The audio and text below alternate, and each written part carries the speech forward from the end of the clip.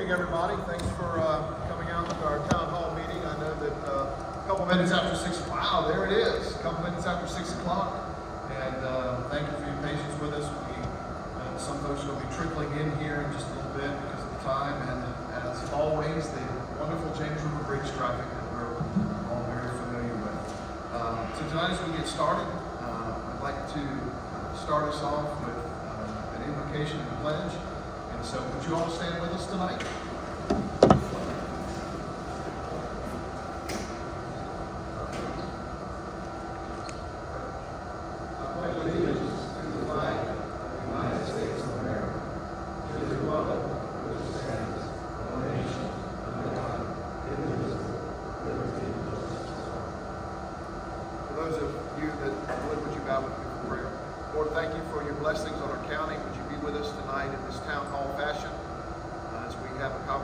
Together as we discuss subjects that are near and dear to the hearts of citizens here. Thank you for your mercies and grace extended to our first responders and all of their families as well. Give you thanks in Christ's name. Amen. May be seated. First of all, thank you all for being here tonight. This is the second one like this that we have done. I know it's something that myself and Mr. Acree value, and so I want to thank our two school board members. So tonight you have District 2, I've got to get it right, District 2 and District 4. And we'll be talking a little bit more about the district confusion in just a little while. But Mr. Wooster, thank you for being here. Mr. Maresh, thank you for being here. Of course, Mr. Acree. And then we have some of our staff with us. Being back with Mr. Keith, our county administrator. Gary Storm is the clerk to the board.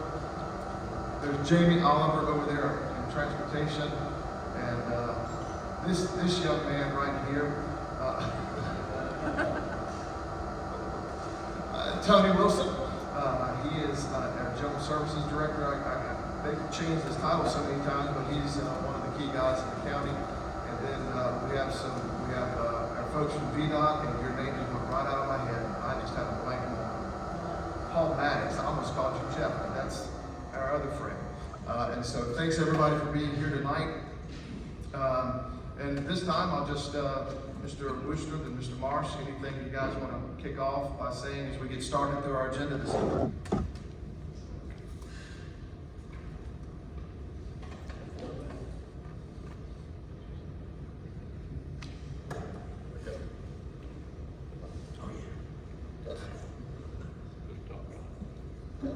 Testing. There we go.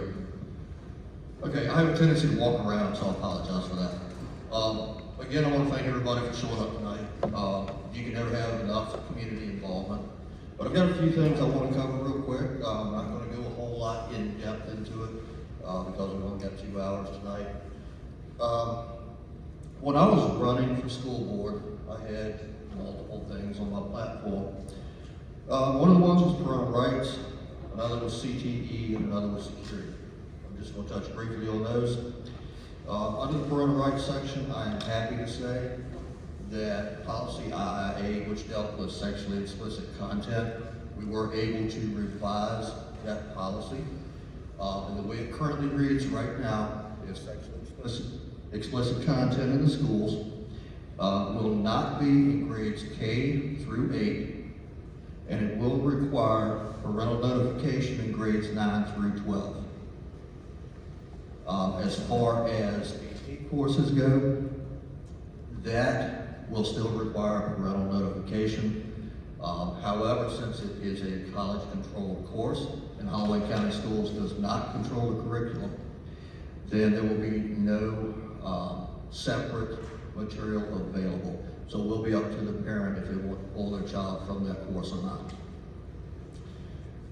As far as CTE goes, I was an advocate for CTE programs. I remain an advocate for CTE programs. On March 13th, I met with Jason Brittle at the Land Lab in Windsor. I spent a few hours out there. I got to take a nice tour of the facility. I looked at everything they were doing, and I learned a lot while I was out there. When you think of the Land Lab, you might say that, okay, what are they doing? They're teaching agriculture. Well, yes, you're right, they are. But they're teaching a lot more than that. At the Land Lab, they are teaching responsibility, they're teaching accountability, and they're teaching a good work ethic.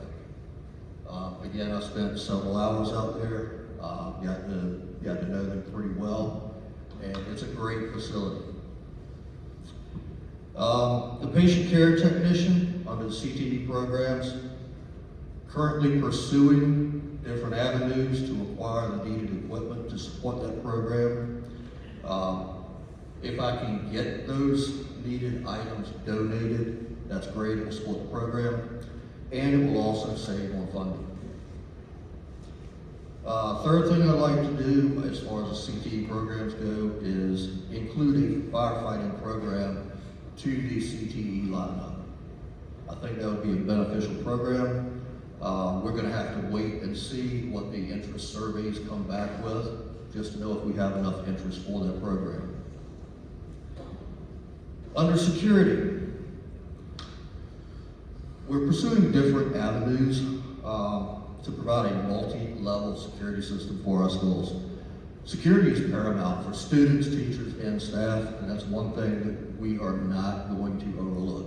Now, when I'm speaking here, I'm not speaking on behalf of the board, I'm speaking for myself. On March 15th, I got invited to go to the Hampton Coliseum to observe security measures which were being utilized during a Hampton City Public Schools event. What I witnessed were canines in action, detection systems in action. Everything was smooth, everything was interactive. It was a great system to watch. Last but not least, and again I'm trying to keep this brief, we have a Stop the Bleed program coming up at Smithfield High School.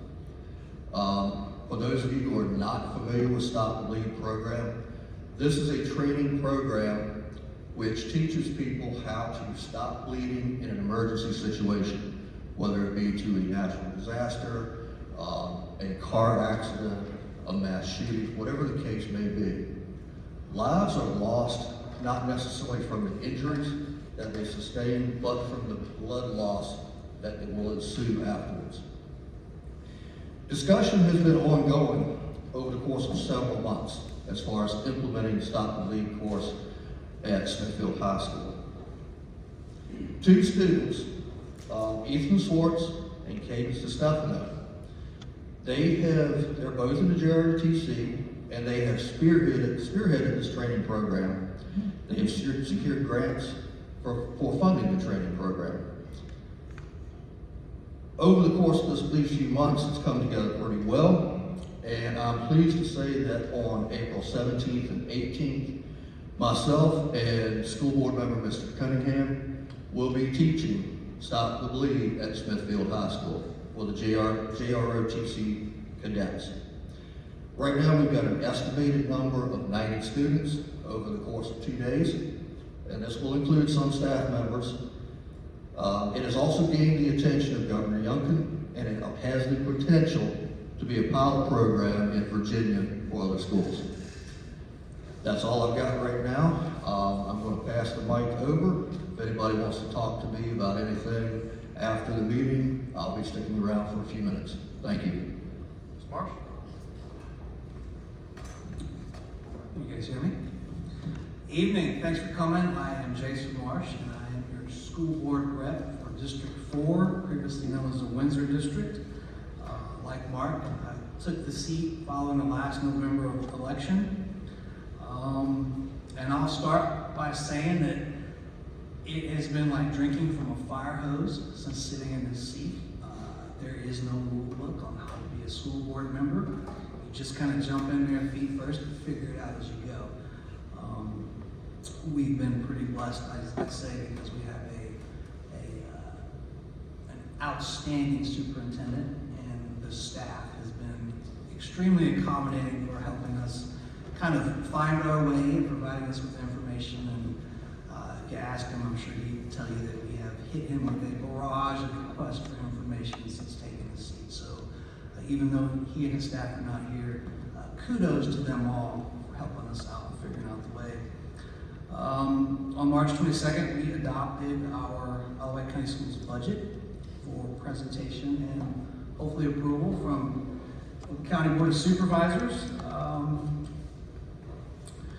What else? I would anticipate there'll be some questions and comments tonight about school safety, and as Mr. Wooster alluded to, we are certainly looking at that with a layered approach.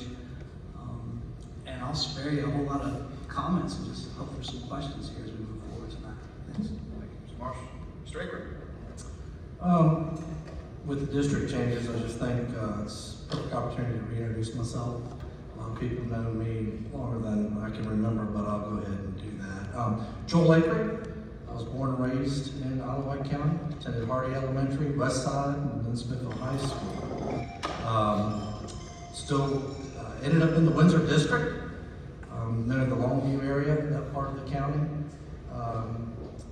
Have been married to my wife for over 30 years, and we have 4 wonderful children, one of which is still in high school, and of course still work, so I get to, as mentioned earlier, I get to enjoy the Janesboro Bridge traffic in the afternoon.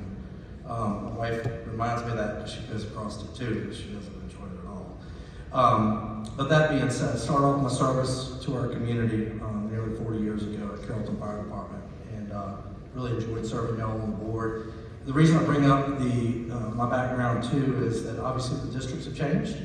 So my familiarity with the northern end of the county is there because that's where I spent almost half my life before we moved out towards the Longview area. So kind of coming home in some parts of what was the Newport district. Look forward to serving many of the citizens. So again, like it's been said before, look forward to comments, questions.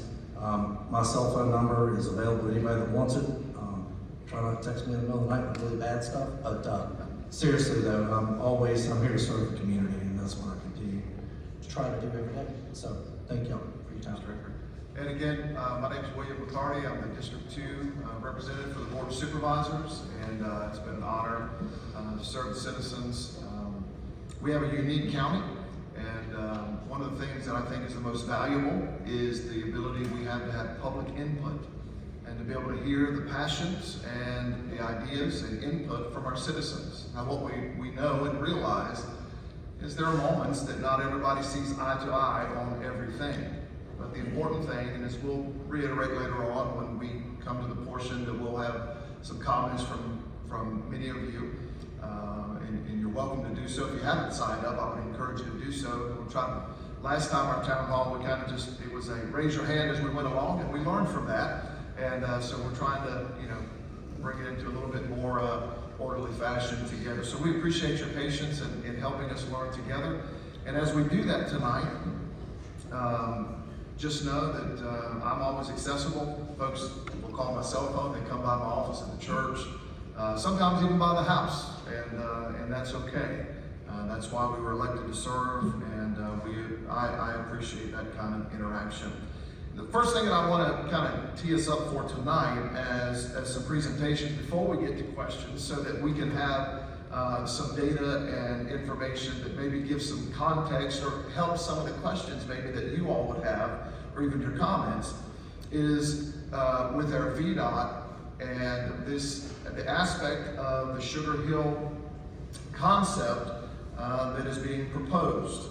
I know, and we heard the last time that we were here, a lot of citizens' comments, and I just want to reiterate that the Board of Supervisors in Isle of Wight County, or really any county, does not hold any type of control over VDOT, their own subdivision. We don't control what they do with roads and things like that. So I appreciate Jamie Oliver being here tonight, and Paul Maddox being here tonight, and other county staff that may be needed. And if you don't mind, take us through that and what the concept is, so folks can see what the prevailing idea is and the reasons behind it, as I'm sure many of them have questions about it, and possibly even comments tonight. So Jamie, thank you so much.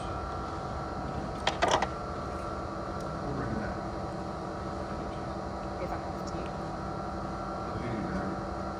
Good evening, I'm Jamie Oliver. I'm the county's transportation administrator, and I've got Paul Maddox, the Franklin residency administrator with VDOT here. He's going to go ahead and go over the Sugar Hill presentation from VDOT. Thank you, everyone. Appreciate being here tonight. I think gatherings like this are fantastic, having across the Commonwealth, and it's a great way to build a partnership that VDOT has with all of our communities going forward with issues and obstacles and just open discussion. So it's fantastic to have these. I started my VDOT career in Northern Virginia, which is Bristol District, and came here in September. So along the way, we've built some fantastic partnerships with communities, with Fairfax County, Abingdon and Bristol, and Wise and everything. So looking forward to having that same kind of partnership and dialogue here, and really excited about it. As far as this issue goes here with Sugar Hill, like I said, I came in September and had an opportunity to read through all the studies, all the emails, letters, everything that was written concerning this intersection. And the majority of what I read and what I saw was a concern for safety in pulling out of Sugar Hill and making the left-hand turn onto 17, basically crossing 3 to 4 lanes of traffic to turn left to continue going. So looking at that and reading through everything, looking at the studies, looking at accident data, and comparing it to some other studies that were out there, we came up with a proposal to try something. And the original proposal that was done was called a Turbo T. And that was a smart scale application process that goes in with all the other applications across the state. It gets voted on by the Commonwealth Transportation Board, the CTB, and they give everything a score, whether they're going to proceed with it or not.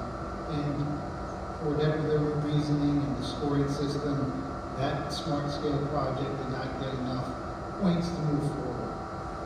When they looked at that Turbo T process, the second option that they looked at was what they call an R cut or a J cut. It's a restricted crossing U-turn. And it's part of a conflict point management system. They look at intersections with all the conflict points where 2 cars can come together, and they try and mitigate those. So we looked at that proposal and thought that that would be something that might work here, be something that would fall into the realm of safety. This morning, I was in a huge transportation conference in Norfolk with VDOT people from all over the state. Secretary of Transportation was there, the Commissioner was there, and 900 other folks that are in the transportation industry. Great conference, a lot of discussion, and when the Secretary of Transportation got up and when the Commissioner got up to do their presentations, first and foremost, what they talked about was safety. Safety for the traveling public, safety for all the workers, state workers, municipal workers that are out every day doing that kind of work. And it was some great information. So again, with that, and what we looked at is this, basically it's an R cut, and as a proposal. Along with this R cut, and like I said, there's been tons of studies looked at that we've done already. But there's another study that's out there that the Federal Highway Administration has found a lot of success with. It started in the United Kingdom, came over here, it's called an RSA, it's a Road Safety Assessment Study. And what makes that a little bit different from some of the other studies that have been done out there is it's done by a third party. We contract out a consultant to come in, and that consultant builds a multidisciplinary team of people to study the situation. So on that team will be VDOT people from some other districts that don't have a bias in anything. There'll be county people, there'll be some local VDOT people, and then there'll be the consultant. So it's a great team. They really do a thorough project when they do this. It takes about 6 months to do. Right now we are in the process where we've identified and put on contract a third party person that's going to do this study. So they are going to be starting their process of getting everything together. Like I said, it's about a 6-month process, and at the end of that process, they'll provide a report on everything that they found. So that's a great thing. That's going on in addition to what we're talking about with this restricted U-turn. So that's the proposal. And basically, just to fill in a little bit, what this is as you can see, coming out of Sugar Hill, there'll be 3 new signs that will be installed.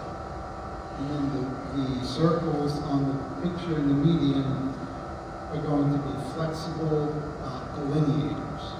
They are the same flexible delineators that are going to be used throughout all of Hampton roads when the new express lanes, the toll lanes come on board. They're going to be the delineators that separate the toll lanes from the general purpose lanes. So they stand up well to traffic. They work well. We had a meeting last week at the district at Hampton Roads where we had the emergency response leadership from all over Hampton Roads came in, and we talked about a whole bunch of things. And one of the things that came up was talking about the delineators, how they work, and all that. So that was a great conversation as well. So all of those circles will be delineators. And basically what that does is coming out of Sugar Hill, it's preventing crossing 4 lanes of traffic to turn left onto 17 to continue to come out and make a right-hand turn. And then you'll have options to go to the next U-turn, make the U-turn and continue in that direction. So the lanes through the median, through this curb cut, are wide enough for cars, buses, trucks. I mean, the median there is 70 feet wide, so as these delineators go up, there's plenty of space to have full-size lanes to be able to turn. So in a nutshell, that's kind of the proposal that we have. And again, that came through not just picking something or shooting a dart, but through reading all the information that was presented that had been coming in since long before I got out here, and then looking at safety concerns, looking at what the federal government does, what the state has done for safety, and looking at these conflict point management systems, and that's the point that I see. We got a letter from one of our Smithfield High School students named Melissa Walker. I want to give this to you so you can have a copy of it. So I was just talking to Mr. McCarty about this, and we received this letter today. And first of all, it was very well written, a lot of thought been put into it. Indicates that she lives on Sugar Hill Road with her family. This is what we need more in our community, young people getting involved. And I thank her immensely for taking the time to send this to all of us. Is Alyssa here by chance?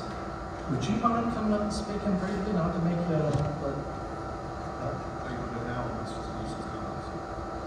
come on up and speak for a second if you don't mind. I don't expect you to read this because it was well written, we just provided it to them. But if you could just kind of summarize what you had sent to us for everybody. And the reason I think y'all would all agree is this is the next generation. So, if you don't mind. And I hope I didn't put you too much on the spot. I know you'll do great. No pressure. Well, as a student driver since November of 2022, I have become aware of this situation. I personally can see the potential dangers of having to make that U-turn. Making a U-turn can be a very difficult task.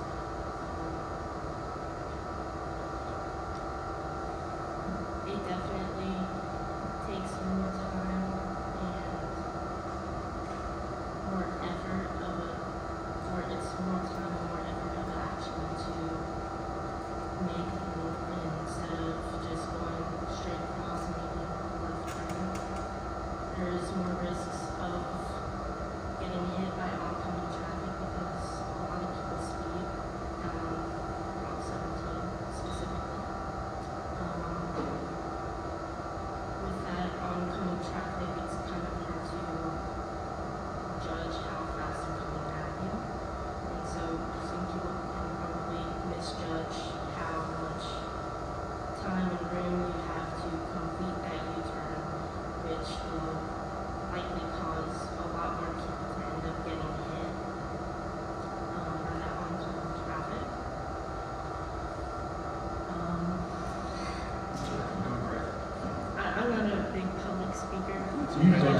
never regret that, because you've done a fantastic job this evening. And thank you for the letter. We passed that on to Mr. Maddox and our staff members as well.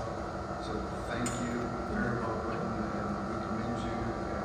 And Well way to, spoken. yeah, way to represent your school. Thank you so very much. I know your parents are proud. Excellent, excellent. And I know there'll be a lot of other comments, but I think it was appropriate there to allow her to do that then. When citizens come up later on and ask questions and things like that, we can have a little more robust dialogue on that. Can you give us an update on the Nike Park Extended? I don't have any information on Nike Park. The staff that's working on Nike Park was at the conference, so I will get information and I will forward it to Jamie to post on their website, which by the way, all of the information on the archive is on there as well. So if you have trouble seeing anything or need to look, you can get it on the website too. Sure, just to give an update on Nike Park Extended, here is a very generalized graphic of how the project is shaping up. What you can see on the top side of the page is, this is the intersection of Reynolds and the existing Nike Park Road, and this is where it will become a four-way intersection heading straight across. It will come across over the river and through the woods, if you would. And it will connect at Route 17 at the existing median break, somewhere around where the existing dog daycare, dog spa location is. At the existing median break location is where it's going to come out. So again, this is a generalized concept view, and this is available on the transportation section of the county's website for you to take a look at closer. I know the graphic's not very good. At the moment, the project is in right-of-way acquisition phase. The county and VDOT are splitting those responsibilities, so the county is acquiring some of the parcels under local administration, and VDOT is acquiring some of the parcels. This phase is supposed to be wrapped up this summer by July, and then the project is looking at utility relocations as the next phase, and then construction is meant to kick off sometime around September to November of '24. We'll actually take the interaction that we've got citizens comment. If we do that now, we'll have a lot of other ones. Yeah, if you want to sign in the sheet over there just to follow the form with everybody be one. All right, thank you folks for that quick update on that. I'm sure that there'll be questions on both of those, so don't run too far. Mr. Marsh has already talked about the school budget update. How about a quick update on Harvey? Just kind of a high level, and Mr. Review, how's that going? That's fine. Yeah, please. So I'll talk a little bit more to the budget, because I think taxes and money it's important to most people, it's important to me. When we started the budget process, and I'll straight off, Mr. Wooster, keep it straight here. Originally, the superintendent had requested a $4.9 million increase of county funds on top of what was approved for the current operating year. And so we worked pretty closely, the finance committee and the school board worked closely with the finance committee and the county supervisors here, and we went back and forth. Superintendent came back and he reduced his original request from 4.9 to 3.7. Then we ended up dropping it down again. Ultimately, the school board approved an increase of $2.8 million on top of what the county gave us for the current operating. And we came up with that number again with close working with the supervisors, and the hope and expectation is that these gentlemen can approve that number without raising taxes. I think it's fair to say that all 5 of the school board members would like to have had been able to provide more of the superintendent's wishes, but we had a lot of prioritizing and figure out what was really important and what we could cut and what we could focus. That's where we ended up. Ultimately, on the 22nd, school board voted 5-0 unanimously to present it to the county. We'll see how that washes out. I think we did some good work with that. Did I miss anything? Okay. Then Hardy, I spoke to the superintendent on the way home from work, and out here, as of right now, Hardy is on schedule to be opened up at the beginning of the upcoming school year. So everything's on track. We'll be shutting the old school down, opening the new one up at the beginning of the next school year. By the way, that was a big undertaking. We were able to work together to fund the building of a replacement Hardy, as most citizens know, and we did that without raising taxes. I'm happy that we've not raised taxes any of these years that we've served together, and been able to fund that. That was a big shock to us when a school goes from, I think we had originally estimated around 26 million. Was that right, Randy? 26 million. And with everything that took place in the market, I think it went to just hair short of 40 million, somewhere 38, 39 million, that we were able to take care of and do without raising taxes. And I think that's a big deal to our community. And so we, of course, appreciate the partnership. And now the budget comes to the Board of Supervisors, and we'll start that process here in the next little while. So we'll be getting back to you, I'm sure. Sure. And just to add one more thing, one of the hot topics was over the last year or so, the schools received almost $10 million in different grants and funds, but we'll just for simplicity's sake, we'll say COVID money.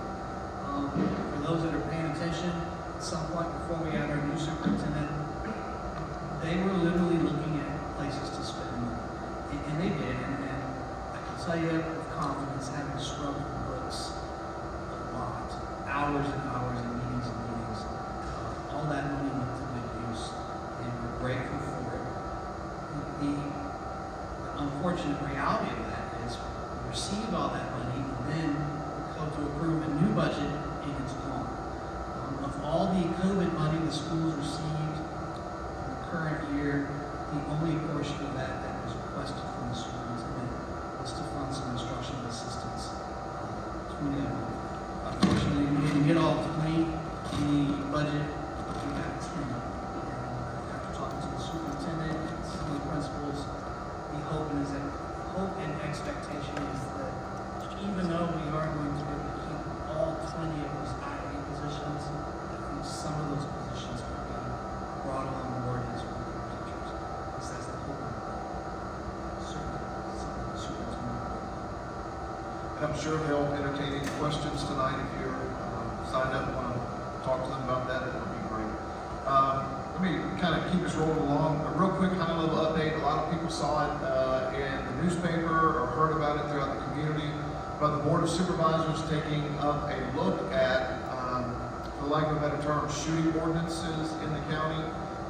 It's merely from a safety standpoint, as the Sheriff's Department brought some concerns to us. It is not a Second Amendment kind of thing that's kind of spun up some folks that it is. It's merely a safety issue. And I personally have heard from a lot of citizens in my district over projectiles and things like that, leaving properties and into other places. So it's merely on that. But the high-level process on that's not even going to be taken up until after we get through the budget season. So that's not going to be until after April. The Sheriff's Department, like I said, brought that to us, and so we'll be working that. There has to be public hearings. The citizens, you all have to be involved in that. So just again, high level on that. And one of the other things that we'll be looking at as well, as we head towards the ending of the budget season and then towards the first part of the summer, is taking a look at things like I call it a camping ordinance. Right now, a lot of our citizens are impacted on having RVs on their properties, or even tents on their properties in some way. And so we look forward to partnering with our planning commission to come up with a better solution for our citizens on that. So we look forward to that going down the pipeline as well. We've created an energy task force that many of you have heard of. As of course, in the increase of concern for solar farms and other energy production throughout the country, so we created an energy task force.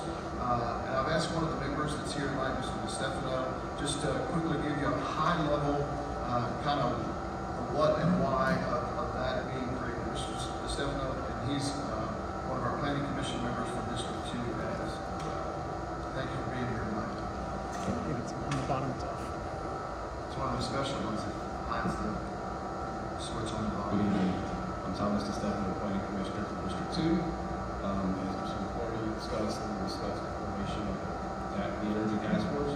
So in November of 2023, the Planning Commission recommended to the Board of Supervisors form an Energy Task Force that reviews the Wight energy infrastructure in place and approve energy generation projects and the available remaining capacity on transmission lines that run through our county. This task force is going to consider current and emerging energy generation technologies and ultimately make a recommendation to the Board of Supervisors that a standing committee should be formed to look at energy generation in our county. The Energy Task Force will also consider items such as the establishment of energy plan amendment to the comprehensive plan and or revisions to the zoning ordinance. The Energy Task Force will also consider community feedback to provide recommendations based on the county's land use and economic objectives. As many of you probably have seen, earlier this year, the Board of Supervisors voted to form this Energy Task Force, and to date, I believe that 4 of the 7 members have been selected. 1 member is being selected from each of the 5 districts, and 2 members will be selected at large. So I urge the citizens that has unique knowledge, including but not necessarily limited to green energy production, energy transmission, energy distribution, express your representative and your interest in this task force. Experience, if possible. And one other point I'll make is that since this time, the formation of the Energy Task Force, the Planning Commission has also proposed and sent to the Board of Supervisors a number of ordinance revision proposals associated with solar energy generation, which is in response to overwhelming public feedback, and they're designed to ensure that Wight County is taking a deliberate and planned approach to solar development that meets the county's land use objectives. These proposed ordinance revisions will be heard by the Board of Supervisors next month. Thank you, Mr. Stefano. Mr. Keaton, if you want to give us a quick high level, we're getting, as I said, into the budget season, which everyone is always interested in. It's a very busy season for the county staff, day in and day out. It started some time ago, and of course it'll be busy for all the board members as well. Mr. Keaton, thanks for being here tonight. If you'll inform the citizens of what that process is and when it started. Sure, this process starts in early December. We start getting ready to send out the information for all of the departments and agencies that we fund. And we receive that information back beginning in January. Staff starts compiling and reviewing all of the requests from the different departments and agencies. And then it's really culminating this week. We'll be presenting the budget. I'll be presenting the budget next week to the Board of Supervisors at the work session on Thursday. And again, it's a lot of information. We have a great staff. Don Robertson, our Assistant County Administrator, is here. We have our entire Budget and Finance Department that works on this. And it really is about a 6-month process by the time we start gathering the data until the budget document is actually approved by the board and published. So this is really our blueprint for spending for the year. Our general fund budget, which is our main budget right now this year, is about $89 million. And then we have other funds such as our utility fund, stormwater fund. Altogether, the county's budget overall is about $100 million per year. That sounds like a lot, and it is, especially for a county our size, but it pales in comparison. I heard the Norfolk City budget last night was presented was $1.9 billion with a B, so I'm glad that we're working with the numbers that we work with. We are also going through a reassessment this year, so you've probably seen people out in the county. They're reassessing property throughout the county. This is something we go through every 4 years. It rebalances the tax base throughout the county so that everyone's property is taxed fairly based on the value of their property. And of course, every time the reassessment is done, then the board looks at the rate to see if any changes are needed in the rate. Again, we don't have that information yet. We don't have the final numbers. We expect to have that later in the month of April. And so as the board starts going through the budget, then we'll get our numbers on what the reassessment did. Other communities around the Hampton Roads area some do it every year, some do it every 2 or 3 years. We chose to do it every 4 years, and that process will be completed soon as well. So next week, if you want to see the budget initially rolled out, and then we'll have a public hearing 2 weeks later, where the board will have work sessions, and then the final adoption is by the middle of May. Randy, you said every 4 years is what we like to do. Why is the 4 years and not any longer? We have to do it every 4 years, and then we can choose to do it sooner. Who says we have to do it every 4 years? That's the code. Code of Virginia. That's a great point, 'cause many times folks don't realize we are constrained by that which the Commonwealth tells us we have to do. So we invite you to be a part of that, be engaged in that process, reach out to us, give us your thoughts and opinions on it when we get the data out there. And it'll be, I'm sure, a robust process again this year. A lot of confusion circling still in our community over the election districts. As you know, they did in fact change, the lines did change.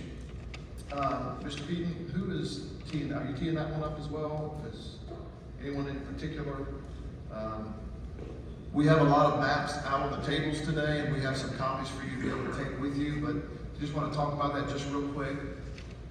Again, like the budget, the redistricting process is a little different, but it's required every 10 years when the census is done by the federal government. Then we get the information, then we have to rebalance the districts, much like the reassessment. But this is people, so the districts is based on the one man, one vote, or one woman, one vote system, so that everyone has equal representation in their districts. So in cases like us where we grew, the county grew in population, we grow about 1% a year population. So we're adding somewhere around 400 people per year to the county.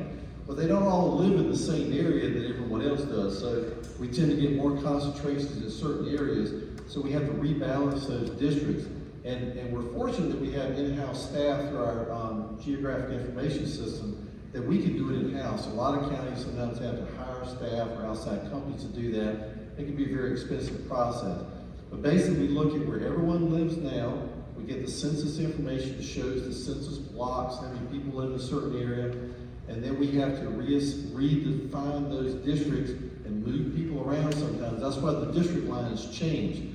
For Mr. McCarty's district, that's where the greatest concentration of population. So his district tends to shrink every year by geography, or every time we do this, because there's more people in that district. Likewise, the district, District 5, which used to be the Carrollton district, grows in geography because there are fewer people that live there.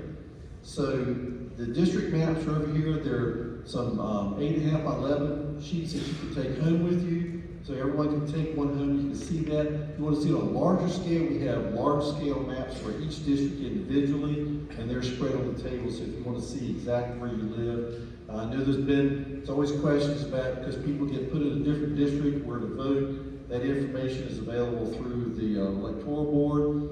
You should have also received a card telling you what district you're in and which precinct you vote at. Very good, thank you, Mr. Keith. So that's available for you tonight when we start wrapping up. So please take a sheet home with you, or use your cell phone and take a picture of one of the larger ones. We're going to move now to our time for some comments and interaction with you all. Don, could you bring me the sign-in sheet, sir, if you would? And so we look forward to hearing from you, and kind of in an orderly fashion. I'll call names in the order that you're signed up. If you'll do your best to come to the microphone so everybody can hear you, or if we need to pass something around, we can help that as well.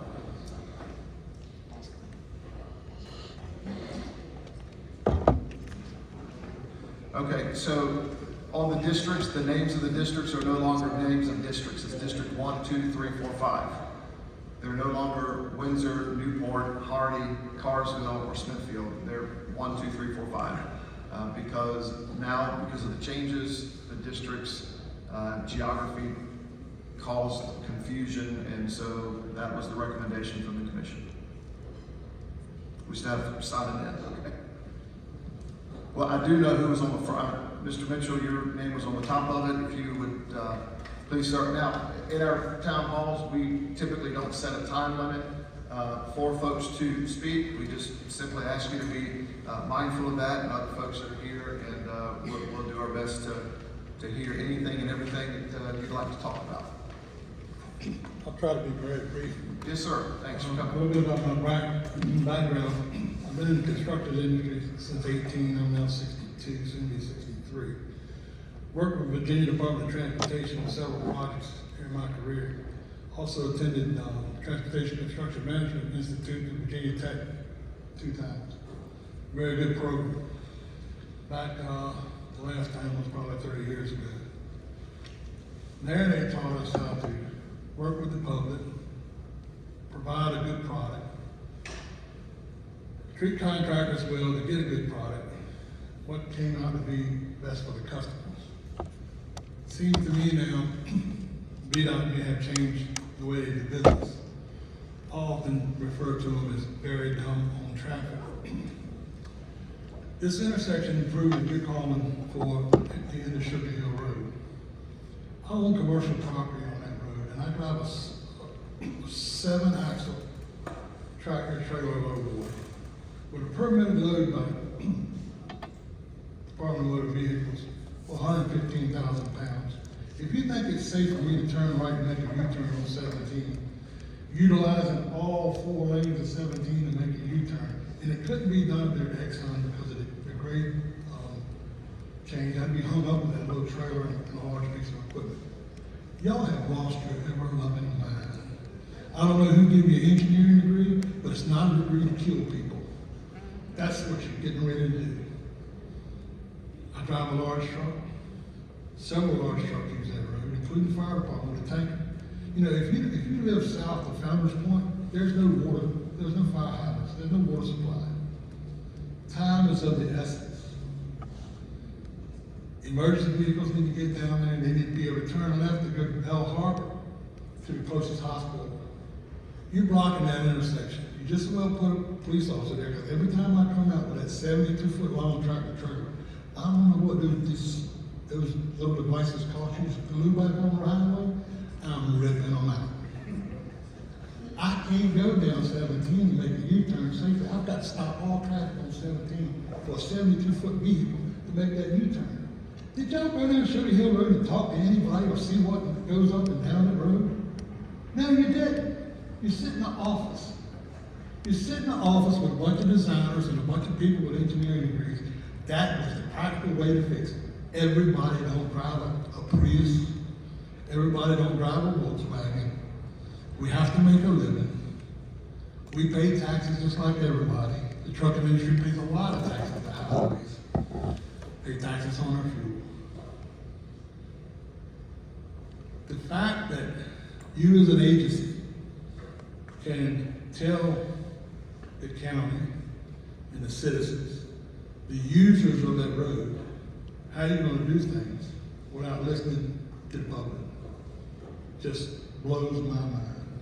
Any of you in here, I suggest you contact Emily Brewer, any government representative in Richmond. I would really like to see VDOT lose a lot of their funding until they learn how to think.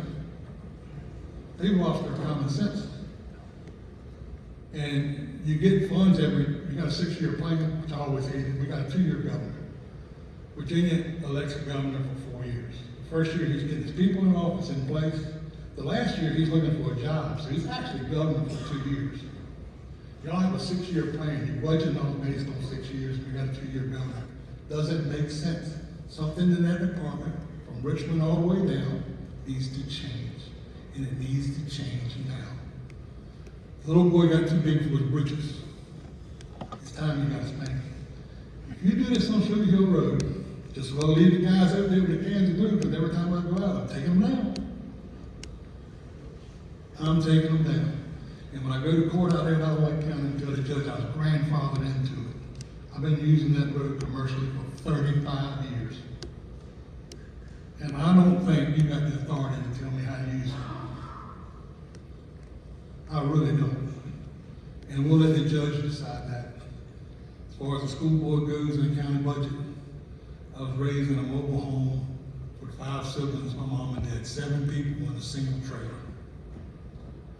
We were raised this way. We got what we needed. We didn't get what we wanted. I think your administration and your staff need to know the difference between a need and a want. I don't want my taxes going up. You got a nice school coming. Taxpayers pay for that. You can cut that budget some more. I believe in the children of this county. I got my education in this county. They're doing a good job. They ain't broke. It ain't gonna take another $3.5 million to fix it. Be wise with the money you spend. Teach our kids there's a difference between needs and wants. And I don't think it's the kids. I don't think all that money goes where the rubber meets the road. A lot of it goes to staff. If we need to cut some staff and spend the money on the kids, I'm all for it. But I don't see spending another $3.5 million for a school budget. I'm sorry. Thank y'all. Have a good evening. Hope it made sense to somebody, but I'm out of here.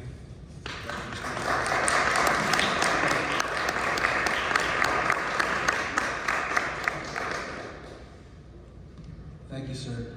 Just regarding the budget, just to be clear, the number that we approved, while it was an increase on top of the current operating budget, it basically compensates for inflation. So the goal was, when we passed the budget, was to give the supervisors a number that did not generate a tax increase. Thank you. All right, next on the list, I can't tell if this was erased or I was just saying, Anissa and Greg Sanchez. Good evening. Thanks for coming. The question that I had, the last time that we had our town hall, we wondered if we had the appropriate survey for 17. It was the preservation survey last time, and the question was brought up about whether or not it was the appropriate survey, and if we were going to look at a different survey. And so my follow-up question is, where do we stand with that? That's a good question for Mr. Maddox. I believe your counterpart was here at that one, and that was a point that was made and brought to VDOT. Do you have any answers on that? So what we're doing with this, with the survey, this RSA study is the next one that we're doing to look at it. Like I said, it's a little bit different than all the ones that we've done in the past because it brings in a third-party consultant and they work with a bigger interdisciplinary team than everything else that was done was a VDOT study in the past. So this would be a little bit different this RSA. And does this study also have the funds that the preservation survey had with it for any improvements that might need to come out of that survey? No, the funding is strictly for the company to do the survey. No, I mean, the results afterward, like the preservation survey, Jamie, right? Yes. You put together a proposal and it came up with funds that we were attempting to get for the improvement of that intersection. So my question is this additional survey, this STAR survey, does that have the same type of funds that go behind it that would come up with the improvements or the ability to do the improvements without asking the taxpayers to fund it? I mean, there's funding sources, depending on what they find, funding sources that we can use to do those improvements. Thank you. It's a good question. And to the other point, so the options that I think were presented last time, we did not get approval for the funding of the other options. Pardon, I don't remember the name of the other options, but Correct. We submitted the previous proposal for smart scale correct. funding. We also submitted it for CMAQ funding, and we submitted it for RSTP funding. I know that's a lot of acronyms, but we submitted it for several different regional grant funding applications, and it did not score for any of them. Thank you. Thank you. Mr. Sanchez, did you want to speak? No. Okay. All right. Mr. Todd? Thanks for coming. Thank you, Pastor Mac. For people who know me, I'm Ray Todd, 310 Washington Court. My place of business for the last 25 years has been at the intersection of Sugar Road and 17. I'm right in the middle of the crosshairs. I've watched through those years the growth of Carrollton My wife and I, we've been here since '91. We built 2 houses, so and we had to walk 2 miles. So I'm the guy that picking up the trash, cutting the grass, painting the building, keeping it looking good, landscape, and also pulling people out of burning cars, helping people with overheating radiators, you name it. I mean, that curve right there draws people in. For whatever reason, it does. And Route 17, if you don't know, it runs from Winchester, Virginia, down to Florida, right about 4 miles. And I've been on just about every bit of that road.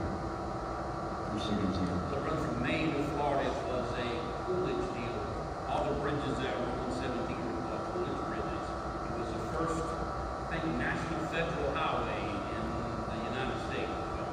Or you go a little further. Yeah, See, that's a long road. It's a long road. It's a long road. And I challenge anybody who drives it or has driven it to go and see where there's density and it's not 45 miles an hour. I challenge you. Mr. Acree works in York County. My parents have been there since '83. We are very similar to York County. I go that road all the time. It's 45 miles an hour. And that's what it needs to be. I don't know why. VDOT has this thing about dropping the speed limit for some reason. At the last meeting, they were just adamant, we're not dropping it to 45. We're not going to drop it. Well, guess what? We're not doing 55. The day after that meeting, I was heading back to the shop, coming from Suffolk. Gentleman blew my doors off. I said, let's pace this guy. 70 miles an hour. There's no cops in here. 70 miles an hour, he hit my shop. I don't know. These crashes are, a lot of them are reported because they're near misses. Honestly, it's gotten better. I own 3 parcels there. After Isabel, I took the trees down because they were just about to fall over. That actually helped in the curve. It reduced it. I mean, it was a daily thing. I mean, it was, and if it rained, it was foggy, it was skid and horns. Let's go see who needs help. So it's real. We're not making this up. I've seen 5 deaths there. We've had cars upside down in the parking lot. Mr. DeShield got tired of picking up his mailboxes. I replaced the mediator between us. I mean, he actually had to move his mailboxes. They kept running into him. Again, some of these things don't get reported, so accident traffic reports are not going to be in your census. They're not going to be logged in. But it's real. I'll go along with this new cut, offender business, whatever you want to call them, the delineators. Anybody with a gun marker is going to run them over, and I'll probably be right with them. And you can't make that left turn going to Founder's Point with a tanker full of water, Joe. Like, I know you can't. There's no way. I've been in business 31 years. I'm a CDO holder. I can drive anything on the road. I'm with Mr. Mitchell. I don't drive anything small. I don't have a Prius either. We haul big equipment, skid steers. We can't make that U-turn at Brandomere. So what's going to happen, because those people are trying to get out of their neighborhood in the morning. They're sitting in the middle already. So now we're going to force the buses, EMS, trucks, everybody trying to go south side, Chesapeake, Suffolk. Because that's where a lot of those people in Founder's Point do business. They're going to be trying to turn around right there. So we're just going to move the problem north. We're just going to down one intersection and have a problem there. One thing I did not think about, when he puts those delineators up there, you're going to force large trucks into my parking lot. And you're not going to pay for the asphalt. They already do it now. That's just going to force them. I'm going to have dump trucks, concrete trucks, tractor trailers, every wheel with a fifth wheel is going to be in my parking lot trying to turn around. And they're going to wipe out the bushes that the county made me put up. Because they've done it for years. But who fixes it? Us, the business owners, the taxpayers. We fix it. We don't ask you. You're going to create a problem that I'm going to remedy with my money. And we're tired of it. This is not a solution. If you want a solution, go down Sugar Road to Brogan Lane, bring Sugar Hill down, go to the light that's there now, Cedar Brook. You got 3/4 of the lights there. Make your left turn there. We don't need that junkyard down there. He'll probably sell out. Mr. Sawyer would donate his land. He owns most of that down Brogan. He's already told me that. So there is a solution. This is just band-aiding. It's not a solution. That's all I got. Thank you. Thanks, sir.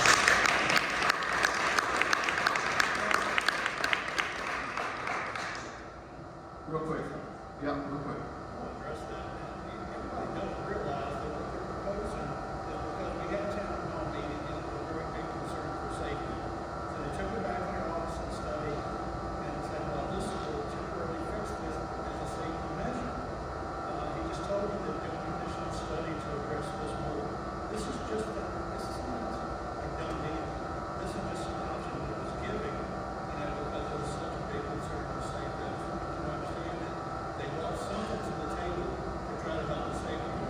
It's not, this is just a proposal, this is not written in stone, this is just walkthrough math.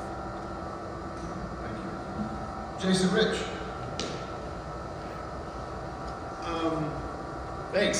So I wrote this nice long letter, and I rise in opposition today to this proposal for many of the reasons that we've already stated here today. The problem that I see with this road is it may take into concern the safety, but I think it was also noted, you can't make that turn and do it effectively, because now with the way it's set up, you're making a right turn and a left turn, and a majority of the accidents that we have seen over the past couple of years, 13 I mean, since 2016, 13, I think 5 deaths, Mr. Todd said 5 deaths. There was a cigarette bar just got busted into it, she just put it back together, not too long ago.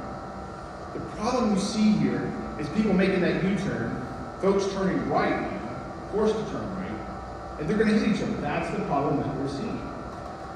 I don't necessarily think this is a solution that is tenable for the long term. If it's a short-term fix, does it become a short-term fix? It becomes a Band-Aid and it becomes perpetual. That's the problem I see. It becomes out of sight, out of mind. Oh, there's a solution. There's a solution. And that's not what the citizens of this district need. The other thing that we've also heard through town hall meetings, through various meetings in the HOA boards that Mr. Kiefer and I sit on, it's about traffic flow, traffic flow, traffic flow. We hear that. Mr. McCarty sits on Hampton Roads Transportation Planning Organization as the chair, if I'm not mistaken, sir. There was a report sent out. It was a 2021 report, but it was from 15 to 20. It stated traffic on this section of Iowa County Highway 17 was low severity in AM rush times and PM rush times. Now I know there's traffic on James River Bridge. There's nothing we can do. It's a roll. But we're talking about low severity traffic. We're talking about low density traffic in this area specifically. We've been arguing for a light, and I know there's another study coming in, but we're talking about a light here that can fix all of these problems. It was noted in the November 17th board meeting. I think Mr. McCarty asked a question about what do you say about citizens wanting to throw lights at the problem. And one of the, I don't know if it was the engineer from VDOT or if it was the consultant back. I just chuckled. I was watching it online. I went back and rewatched it. I just chuckled online because his comment was, well, it's a traffic engineer. I just want to go places. I don't want to win. I don't know if you remember that. The problem is, I don't care if you have to do that. I've got a 20-year-old son who takes that left turn down to go to work. He goes to work at Food Line. He goes to TCC's, getting his car education. I got another daughter who's 17, who's a senior in high school. There are a plethora of children that live down that road that are driving, learning to drive, and have to make this. This is a danger. This is a safety. This is a community safety, citizen safety issue. And I think we need to take up some serious diligence in making sure that VDOT takes this serious. This temporary fix cannot become a permanent fix. It cannot become perpetual. When it becomes perpetual, then we have other problems. We send problems to the other end of Sugar Hill Road where Cedar Grove is, or to the other end of the outside, or people are turning around in Mr. Todd's parking lot. Or you've got the other gentleman who's driving down Cedar Hill or down Sugar Hill Road, and he's going to take those out. This is a serious issue, and we need serious solutions, and we need these solutions quickly. Thank you, sir. Joe Torres. Oh, I'm sorry, I've skipped one. I apologize. Randy and Susan Gray. Randy or Susan, either one or both. Okay. He's a talker. That's all right. Yeah, my name is Randy Gray. I live on Sugar Hill Road, right at Rogan Lane. I'm looking at this deal here, and does this stop the U-turn from coming down 17, turning there at the store and going back? There's a lane there, but does it stop that U-turn, the complete U-turn?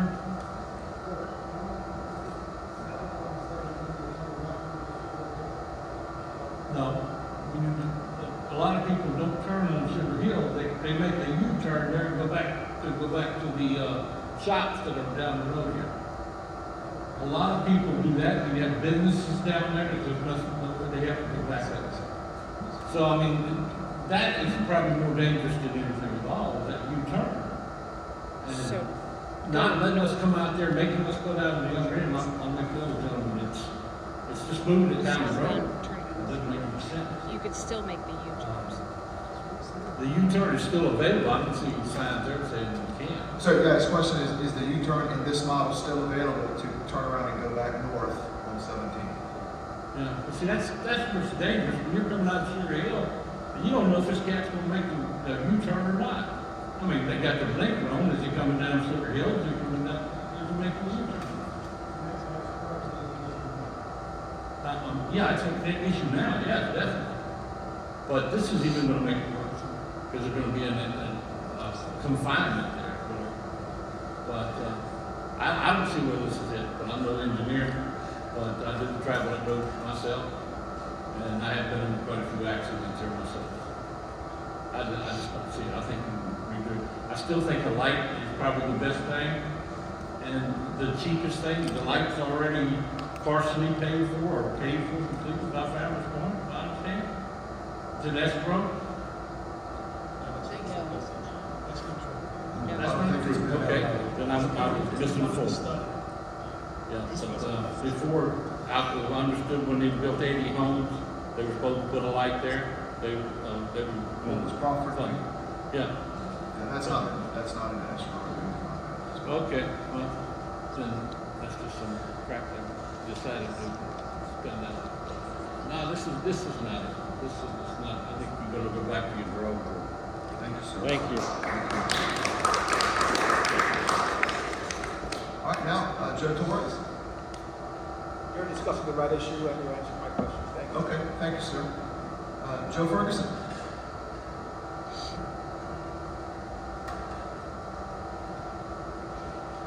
First thing is the question about the shooting restrictions. I would just simply ask that if this is where we're going to go with this thing, the backstop required, that's the main point, I think. That's what the sheriff presented, yes, sir. I would like to ask sincerely that you seriously consider putting language in this, if you do this, that allows for the backstop, comma, whether natural or man-made, comma, so on and so on, be added to the new regulation or ordinance, or whatever you call it. Because I'm telling you, having lived in this county and dealt with that ordinance office up there, they'll interpret it to mean that if you don't build something, you don't have a backstop, and that's just not true. And you certainly know that if you're down, say, down in the swamp, you're shooting against the rising grade, there's unlimited number of feet above shooting height that would constitute a backstop, and that would be considered a natural backstop as opposed to some pile of dirt. Spend a lot of money having heavy equipment create. So please put that language in there, because we don't need somebody. You didn't install a backstop. You're not legal. We don't need that. Point well taken. Thank you. Thank you. The other thing is, you mentioned about the camping, and I appreciate that sincerely. You know how much I appreciate that. It's been over 10 years, and I don't see hardly any faces, very few that I know, so I don't know if most of these people knew or what, but it's been over 10 years ago that I unfortunately was the one that found out that it was illegal to camp on your own property on an 86-acre farm, livestock, row crop, and pine plantation in the Iowa part of the county. And the county came to me and threatened me if I didn't cease and desist, allowing a crooked friend of mine to camp in his RV on my property when he came out of town to hunt a couple of days. So he would have to drive back and forth so far, as weak as he was. And then when this came to light, I found out that further it was even more ridiculous that they said, oh, no, you can't camp there yourself, even as the property owner. Not me, nor my kids. My family has spent many years as historical reenactors, including the white canvas camps that you've seen, pretty much all the historical camps that you've ever been to. And we, you know, it was our goal as the kids grew up to practice setting up and breaking down camp on our farm. So that, of course, if you're going to do all that, the kids are going to spend the night after you do all that work, so that then they can judge and critique the camp that they set up and say, well, we should have done it this way or that way, which would have made them much better reenactors. But for over 10 years, myself and my kids have been denied that privilege. Not even a privilege, excuse me, it's a common sense right that you should go camping today without being told by the county that you have to pay for a commercial campground permit for $1,350, in addition to all the thousands of dollars in taxes that we pay every year. So I'm just telling y'all that don't know about that. I'm really thankful that McCarty has decided to work on that this year, because it's way overdue. My third child is in 10th grade, my other two boys have gone on. We're trying to be law-abiding citizens and parents teaching the kids respect for the law. So we've abided by this, but it really sickens me that my kids have grown up pretty much now. And the whole opportunity with, what I had dreamed for my children, buying all that land, can't put it in a tent, much less an RV, which we don't have. So please, y'all, keep your eye on that issue as it develops this year, and let's get involved and make that happen finally. Another thing is a VDOT concern, and that is, I guess warmer weather, they'll be cleaning out ditches now. But for many years, I've seen projects where the ditches are being cleaned out by mechanical equipment on the side of the truck, and then they broadcast the dirt away from the center of the road out into the property owner's property. And my property, which is a farm field, row crops, twice at least that I know of in the last 32 years, they've thrown the rocks in my farm field. You know, the history of agriculture in the world is removing rocks out of farm fields so that the crops can grow. And I certainly didn't appreciate that. Twice it happened. As I live on a gravel state road, you throw the rocks in my field. I really don't want that to happen again. This year, just a few weeks ago, when I saw the truck out there, I was like, oh, here we go again. I never even called VDOT. Thank God I meant to tell them not to do that again. Fortunately, I went out there, and this time they were recovering the rock that's going in the back of the truck. So I was, thank goodness for that. But the fact remains, when you throw that rock out, not on my property because my land is level with the road, it makes no sense when I see places where there's a sunken road situation. The banks are high on both sides. The machine, when it does broadcast the rocks, not haul it away, but broadcast the rocks away from the center of the road, they throw it on an uphill incline, maybe a 6-foot-high bank. They just sling it up on the wall, so to speak, and we wonder why we have to keep cleaning out the ditches with taxpayer money so often. Well, the dirt is obviously, the rocks are just rolling right on in the down ditch. I don't know where the common sense in that is. I'm not an engineer, but I did go to tech engineering school. Anybody can see it. That's foolishness. It's a terrible waste of tax money. We need to quit that. And I've seen it around the state in different areas. It's not just here. I think I don't know better than that. So that's all I have to say. Thank you. Thank you, sir.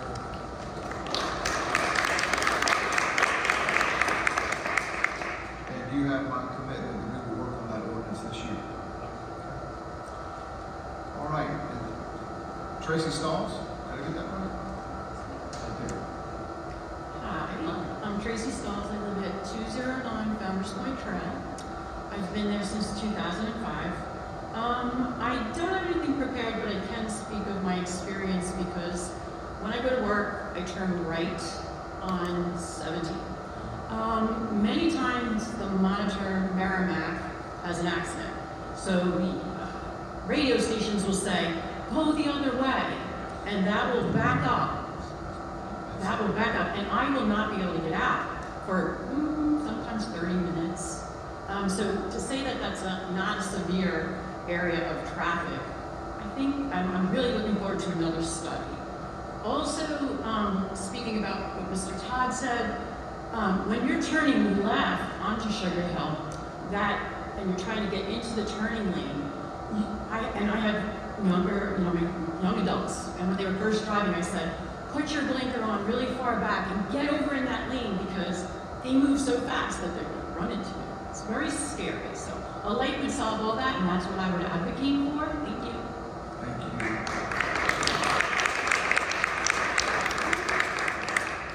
Richard Cassell?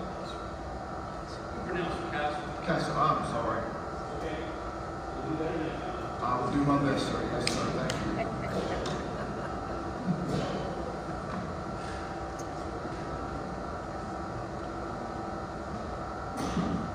I'll do my school one first. I don't understand why the school needs any money. L. Douglas Wilder, everybody remembers Governor Wilder, he assured us that when this money came from the lottery, that it went to the school system. which we all know was not true. It didn't happen. But it did eventually. We had another governor, I think it was Gilmore, that finally signed the paperwork that said it had to go. Well, you know, I was watching a PBS special the other day, and they're telling me that the money goes to the school system. The school system has to set a budget, okay? Here we are, you get X amount of money, all right? So then the state gives them the lottery money, and they automatically remove it from the money that they got. I don't understand that. The way I understood it was that money went to the schools. So y'all should have tons of money. There should be a flood of money. I've seen the folks buying the tickets, and they're all over the road everywhere. I mean, I'm sorry. You should ask that. I don't understand. You know, why you don't have tons of money. It's a pretty complicated process. Oh no, it's not. It is very simple. It is very simple. We all balance our checkbooks. We know what it is. Wait a minute. Do y'all know what a checkbook is? I mean, it's true. You go in the store and bring out a check, and they all of a sudden, aisle 3, there's a check. Oh my God, there's a check. Cracks me up, I'm telling you. But no. How about looking into that, and next time that we see y'all, which will be soon, tell us about your lottery money, so we'll know. All right, thank you. Second thing is, didn't the governor say we're supposed to put all of our flags at half-staff for these people that were killed at the school, and now the crash of the servicemen? This flag out here is not at half-staff. Then we'll move on to VDOT. How much money have y'all spent on the surveys to decide what you want to do at this intersection? Any idea? $1 million, $2 million? I bet it's well past that. And you know, and I hate this in the county too.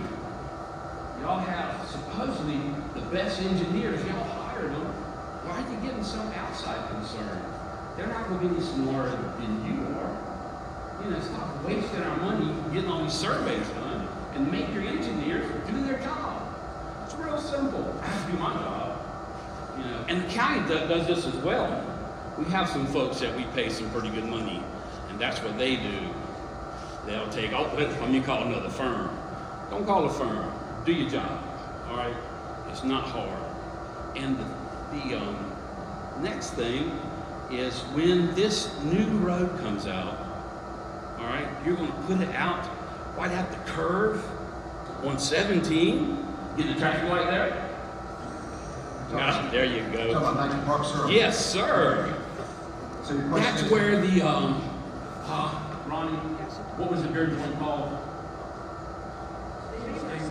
No. The log cabin, there you go. That was the beer joint in Holloway County. You know too much. You're going to come right out there from the curve?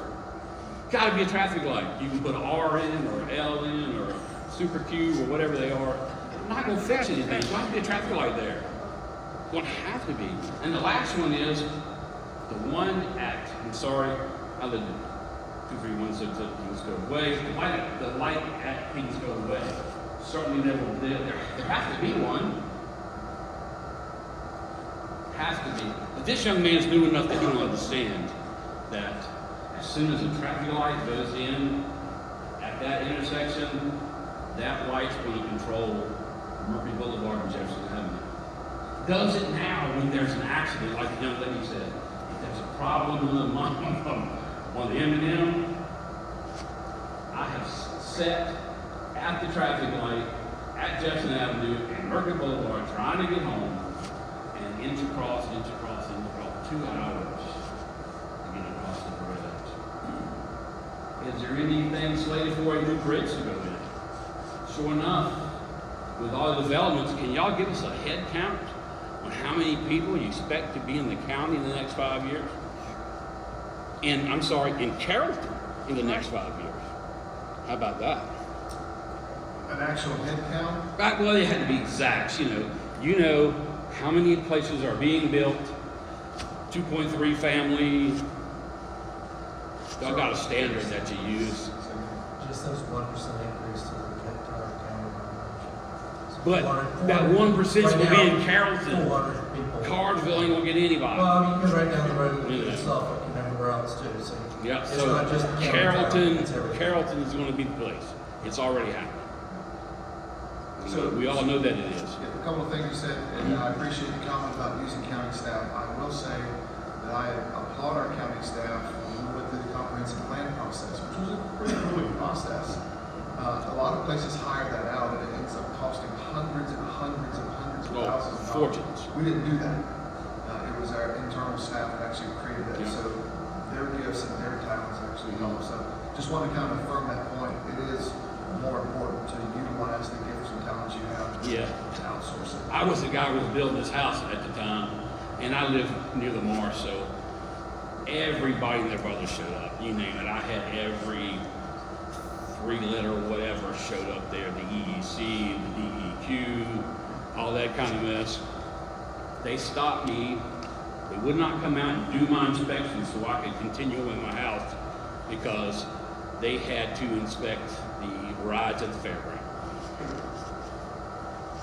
So puts a little bad taste in my mouth when we get to that. But I appreciate y'all listening to me. Let me know if you can get some information on how much we spent. The traffic light at Kings Cove Way. My mother's 85 years old, and she'll have to cross all that traffic.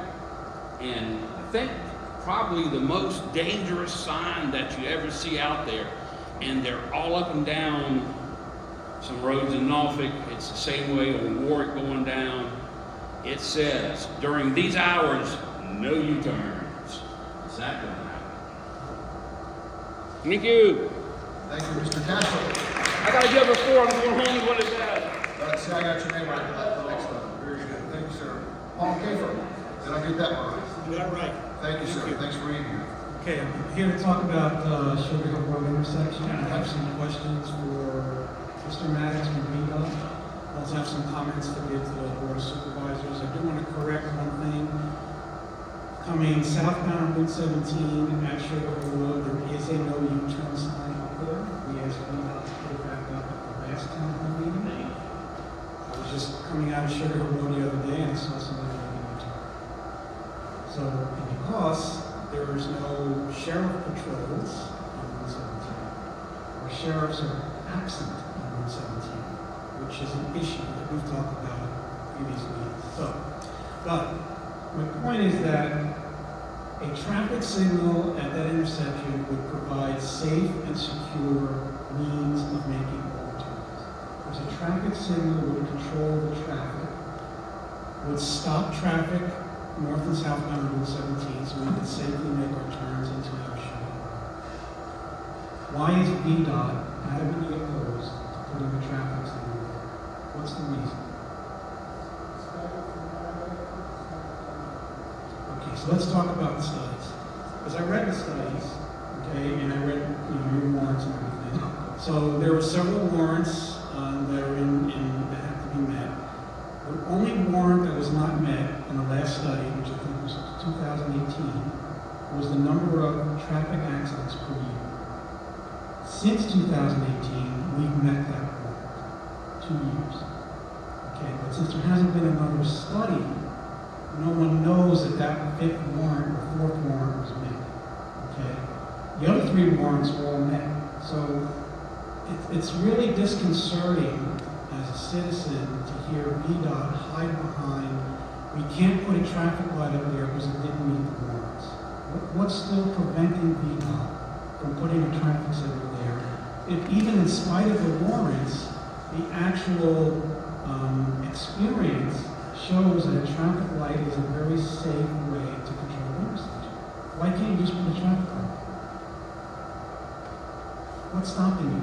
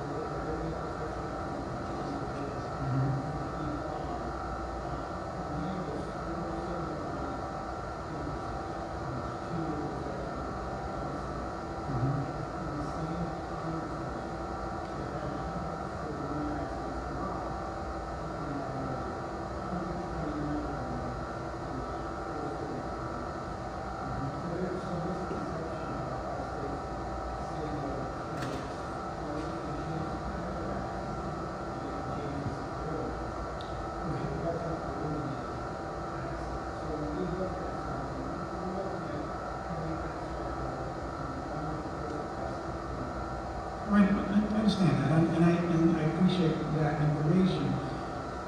But again, I think there's a uniqueness to this intersection that I don't think the studies and what the theories really, are relevant. Because a lot of the accidents that we've had have been specifically involved around people making those turns. Okay, either somebody coming out of Sugar Road to make the turn on Route 17 South, which this really isn't going to solve because we still have to make that movement without control. Going up the road and making a U-turn, we still now have to get ourselves into that gap, okay, safely. And I think somebody else brought up about the speed limit should be 45, definitely. The left-hand turn lane from Sugar Hill Road, from Route 17 South to Sugar Hill, that lane needs to be extended, as you were saying, because when I come down 17 South, I don't have enough time to decelerate to get into that left-hand turn lane before the guy behind me is going to hit me from the back. So that lane has to be longer. But it still gets me back to my point that why can't VDOT put a traffic signal there? Okay, it certainly won't be any worse than it is today. Okay, you won't be making it worse. You have a good shot at making it better. It might end up being equal. Okay, but at least we won't have the T-bone accidents that we've been having. We probably won't have the severity of injuries that we've been having. So again, what is stopping VDOT from putting a traffic signal at Sugar Hill? Why can't you do that?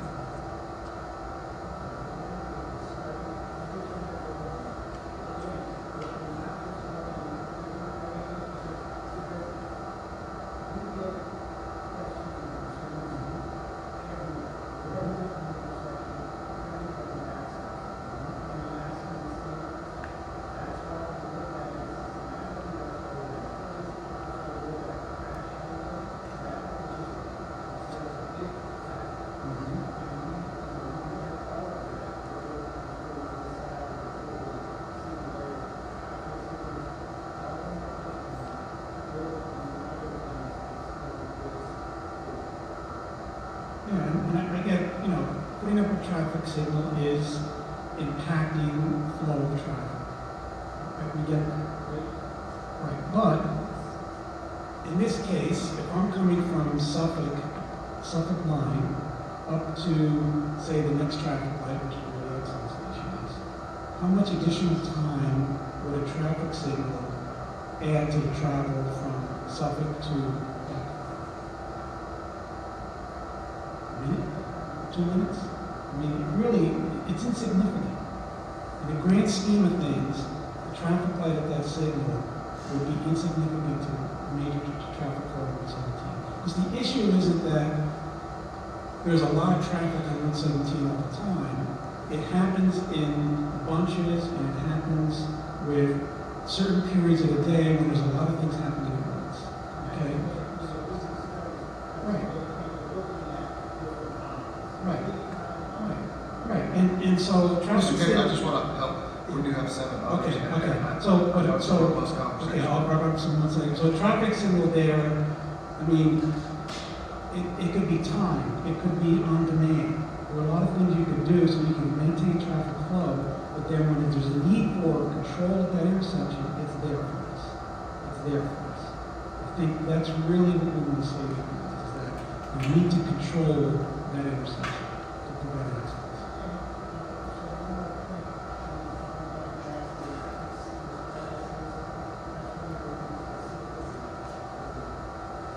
Okay, thank you. And that study will be done when? Mr. Matthews?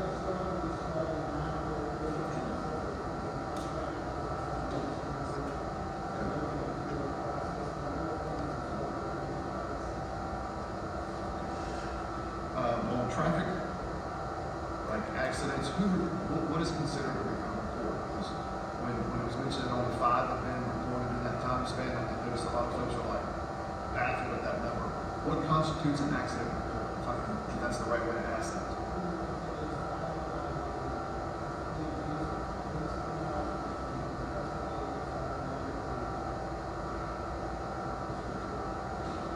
And one other point that was made, I did send a letter to the Sheriff's Department before, I'll comment you guys on that.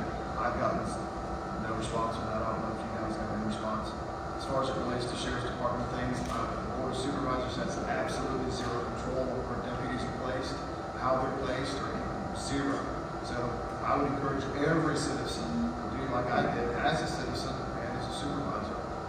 Send letters in to let the sheriff know we need some coverage out there at key times specifically. So hopefully that will go a long way. All right, Nicole Talton. There you are.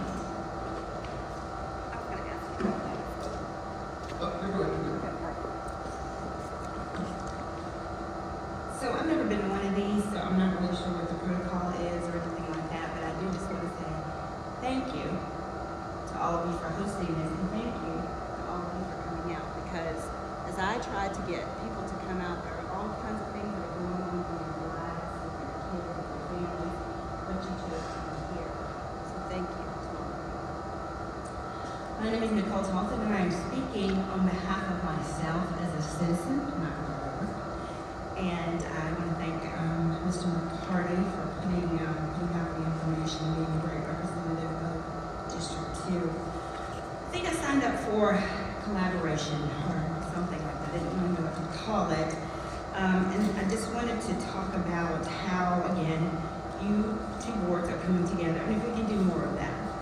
If we can do more collaboration with the boards, with the citizens, even listening to people and their opinions and things that differ from what you may believe personally or disagree. We can all agree to disagree, but I'm looking into some studies now, some grants, and just some ways to, the name of this one from a foundation is Naming and Framing Difficult Issues to Make Sound Decisions.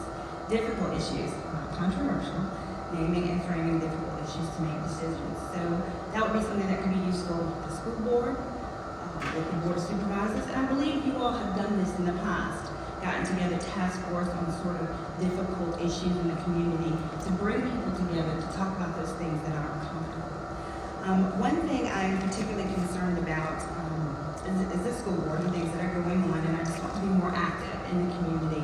Like I said, I've never been to this town hall. Someone mentioned someone being new. That was probably me, because I've never been to one of these. So again, I'm just glad. I am just by nature a happy person, so that's just who I am. So, okay.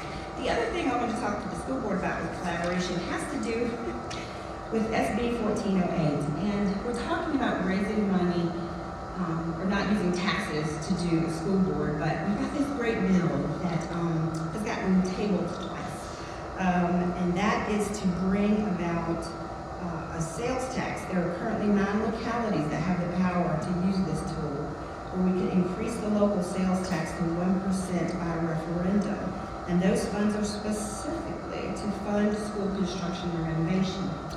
My concern is that last year, or 2 years ago, I'm not sure, because time sure has passed by, and I went very slowly.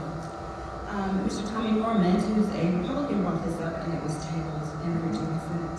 This year, a Democrat, Ms. Jen McClellan, brought it up, and again, it was tabled. So I'm not really sure what it is. I don't know who we have to contact or write or what kind of committee we can get on. But again, collaboration, where we can take people from other different parties and different perspectives to come together to bring this to a halt. I'm like most of you, I don't want my taxes raised, but if it must be to support the things that we need, I have learned there are certain things that do happen that just don't magically appear overnight. Like my son thinks that money just comes, from our account magically overnight. But infrastructure, maintaining roads and water and things like that, that costs money. And if my taxes have to be used to do that, so be it. I mean, I'm all for it. But, it seems like we have a very common sense solution here that just keeps getting tabled because of politics. So anyway, if you guys have any suggestions about who to contact or what we do, I would love to know that. Actually, that's a great question. So the last 3 years, I know I've gone to Richmond to fight for this very thing, to give citizens, not to be able to add a tax, but to give citizens the opportunity to, by referendum, say how they want to pay for new school infrastructure, whether it's a new school or the revitalization of additional or existing space. This year, Mr. Robertson and I went up there, and we were there shortly after 5 o'clock in the morning, and we were watching out there at the Capitol. They changed the time of our hearings. They moved the meeting room of our hearings. We traveled there. I was prepared to speak again, not just as the chairman of our board of supervisors, but also as the second vice president of VACO, Virginia Association of Counties, with a lot of other support. And I hate to say it, but the folks on the committee filibustered, killed the time. And then when it came time to vote, Nick Freitas on the committee made this statement. He said that he could, and Mr. Robertson is here, can confirm this. He made the statement that he could not see giving citizens the opportunity to weigh in on something when 51% would cause the acceptance of something that he couldn't agree with. So my retort to that is, but you'll accept 51% if it's an election, but you won't accept 51% if it's citizens weighing on an issue to fix the taxpayer paycheck or their bank account. So we've made this argument, and I don't know that we're real sure on why they keep playing politics with the issue. I don't know the school board is able to engage those kind of conversations with us based on kind of their roles in the state legislature. And it should be noted, as you may have mentioned, it should be noted again, there are counties that already have this opportunity to correct.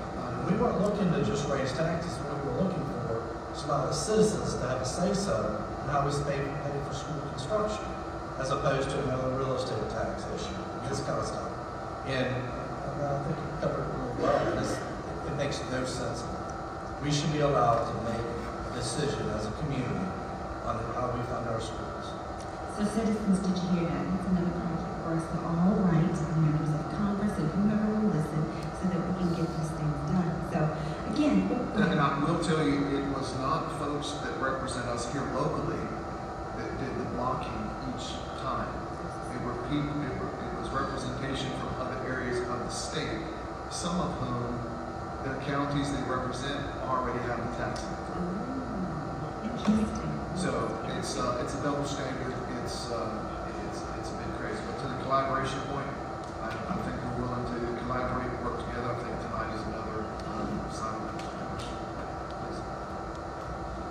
On collaboration, same topic, we're going to shift gears a little bit. You mentioned difficult conversations. One of the things that I would like to engage in the very near future with the community is discipline, behavior in the schools. I don't think there's an easy solution. We collectively, I think we more often than not want to blame this, that, and the other for the problems we see.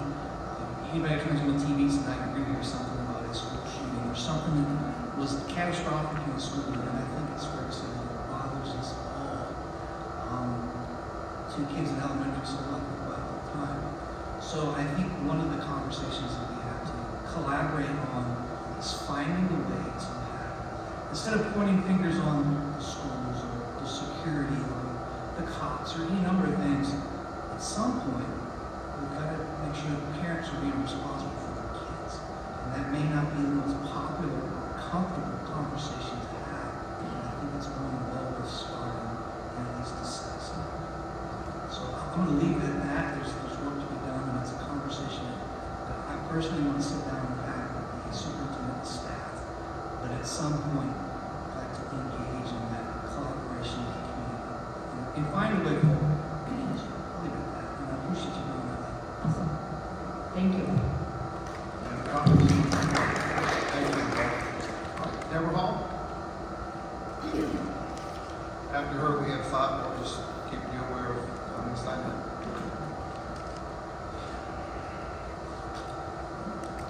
Hello, I'm Deborah Hall, 14038 Walnut Green Road in Windsor. Thanks, Joel, for doing a great job for us. My business, however, is in Carrollton, Dashing Dogs. I see the road isn't very straight. Can you put it up there, please? So I'd like to know why you curved the road to go through my business, Dashing Dogs, where 10 people work, versus turning the road around my business. Also, why do we need to start a road at my end versus the other end? I feel it would take longer because of all the wetlands and the trees. That way we could still keep my business open for longer.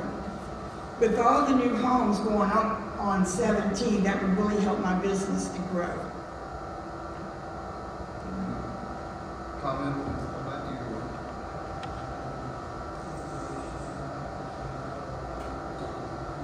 I can't hear this one. I just want to find out why it was designed like that, why it was called that. Solid. Thank you. I can speak briefly to the alignment of the road. As you can see, it's based on, we went through a public process of scoping the road through the last probably 3 years that we've gone through. You can see it's partially based on avoiding wetlands impacts, actually. We went through a rather extensive process with the Army Corps of Engineers, and this is the final alignment that they were willing to accept and provide a permit for. We had to avoid as many impacts of both wetlands and sensitive soils as possible, as well as avoiding utility impacts, because there's a couple of utilities that run through those parcels. So wetland impacts and utility, and that's what the Army Corps of Engineers would accept. Correct. And also, as far as where it comes out at 17, it had to come out in the location that it met both the alignment for the traffic light, it had to meet an elevation issue because of the way the road is sloped at different locations that it comes out at. But So- you couldn't take that curve and put it on the other side of my business? You have to go through my business? I'm afraid a lot of that was based on the engineering that went into it, so we didn't have complete control over exactly where it came through. That was all part of the alignment of the road based on speed limit, curvature, all of those things. So the speed limit hasn't changed. We've been wanting that speed limit to change. Not So the you speed say- limit on 17. The curve of the road is based on the speed limit of the new road. The design of the new road also has speed limit regulations. So you know what the speed limit will be? 45. Or It's- Nike Park. Nike Park Road is designed for a speed limit of 45 miles per hour.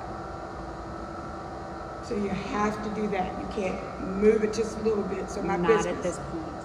The Army Corps of Engineers, probably because of what you said on the wetland side, the Army Corps of Engineers, they're one of those that, if they mitigated the wetlands on this, you take them and beat out all those other kind of irons that's in the fire here, it's probably, at this point, they found the best path to avoid utilities and wetlands, not business preservation, so I'm sorry about that.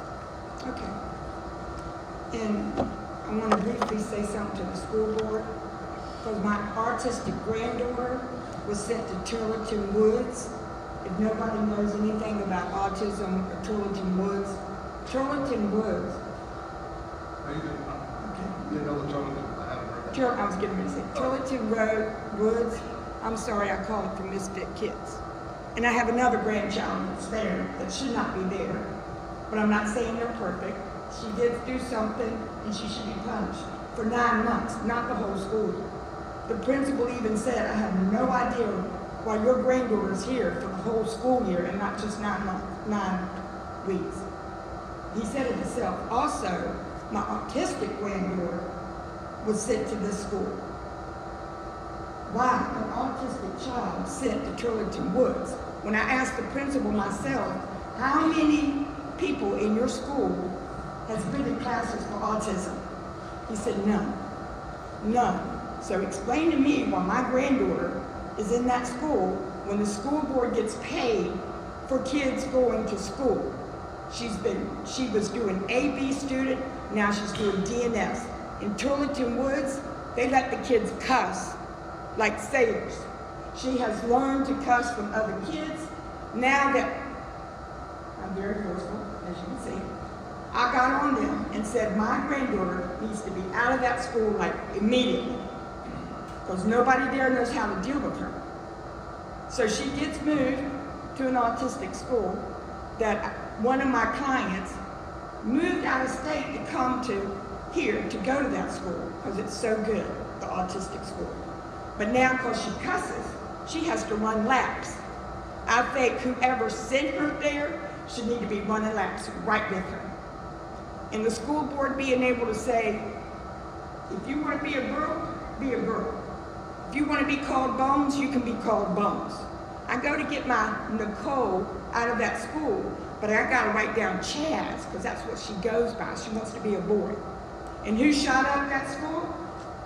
is a child that was born one sex and became another. The school board is doing the kids so injustice. If you're born a boy, by God, be called a boy. You want to be called something else? You know, the parents, I call the school, they call me Chaz 2. When you talk to me, it's Nicole. It's no Chaz. I believe in God, man, and woman, and so do most other people.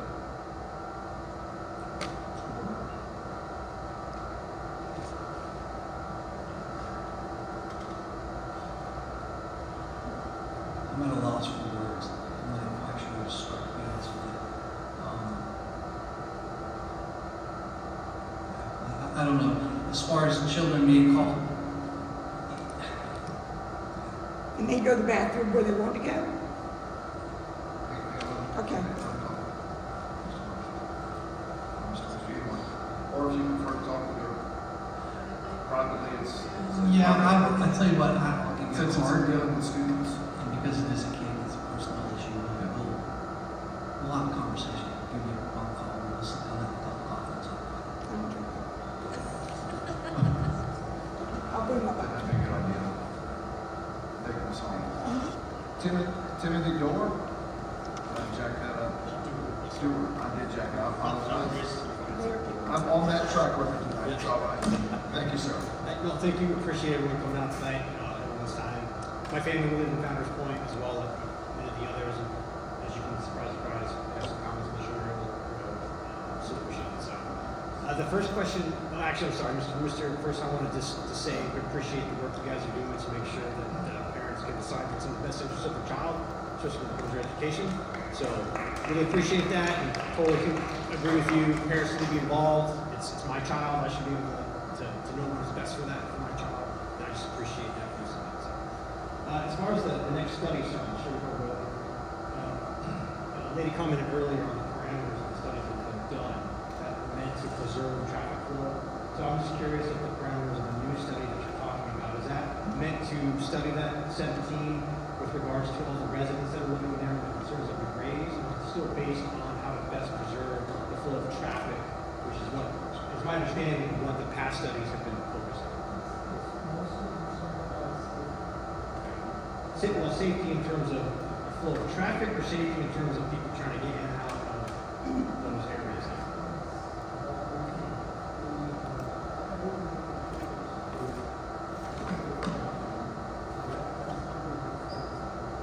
Okay, and it's specifically on that corridor there for 17?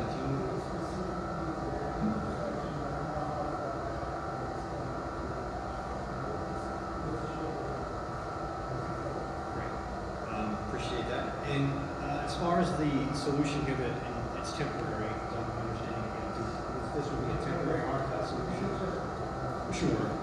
And provided that also takes into account the speeding that has been mentioned already, and the fact that we have folks already violating that no U-turn sign, and then the fact that the short length you've got to try to get into 17 and try to cut over to that to make that U-turn.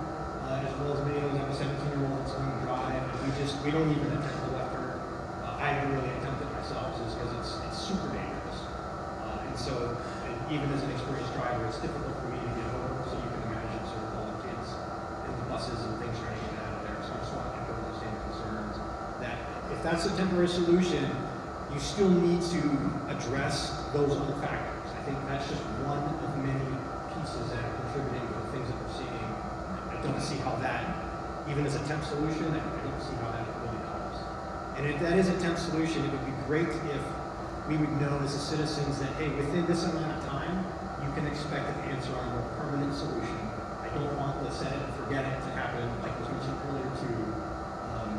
Being in government myself for many years, I understand how that happens sometimes. You put something in and then it just can get lost in the shuffle. So if we would know, if there could be some kind of specific document that says, hey, here's a solution, we guarantee you within this amount of time, you will have the results of the study, and we will look to implement something. Because we were told that we're going to submit for the other funding, which got denied, and then it just seems like everything just kind of went away. And now we're moving into this other proposal. So it would be just nice to have some continuity on how these things are being looked at and what we can expect to see happen. Thank you so much. Thank you.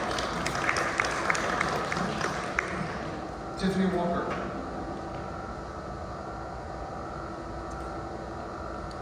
Good to see you. Hi, how are you? May I also make a comment about the VDOT? I'd written down. Sure, sure. Okay. I live in Hunters Point, so the situation is very concerning to me. How long is a temporary fix until we get a long-term fix?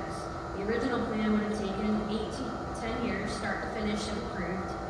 And I hope that you're accounting for any potential market damages that occur after the right-of-way take happens, when whatever plan you do go with moves forward.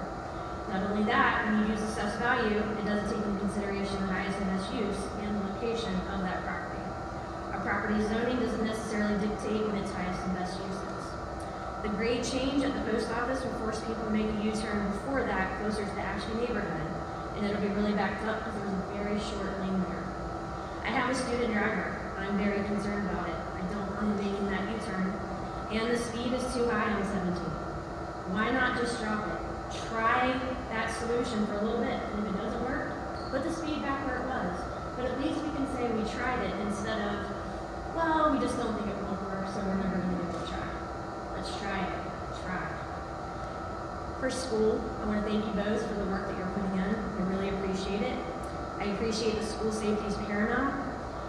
I'd like to say that we do need more gifted and accelerated learning in our school. The focus lately has been so much on remediation, but not all students need that. Many families kept up with their children's learning during COVID, so let's not punish those kids by continuing to have them do remedial applications. There's math apps that are painstakingly slow and incredibly frustrating to those kids. We don't have any gifted programs for English at all until they reach high school.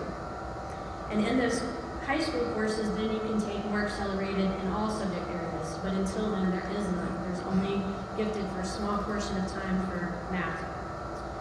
I'd love to see the kids going on more field trips. The pacing that's set some by the state, but also by central office is so strict that the kids aren't getting to go out into the world.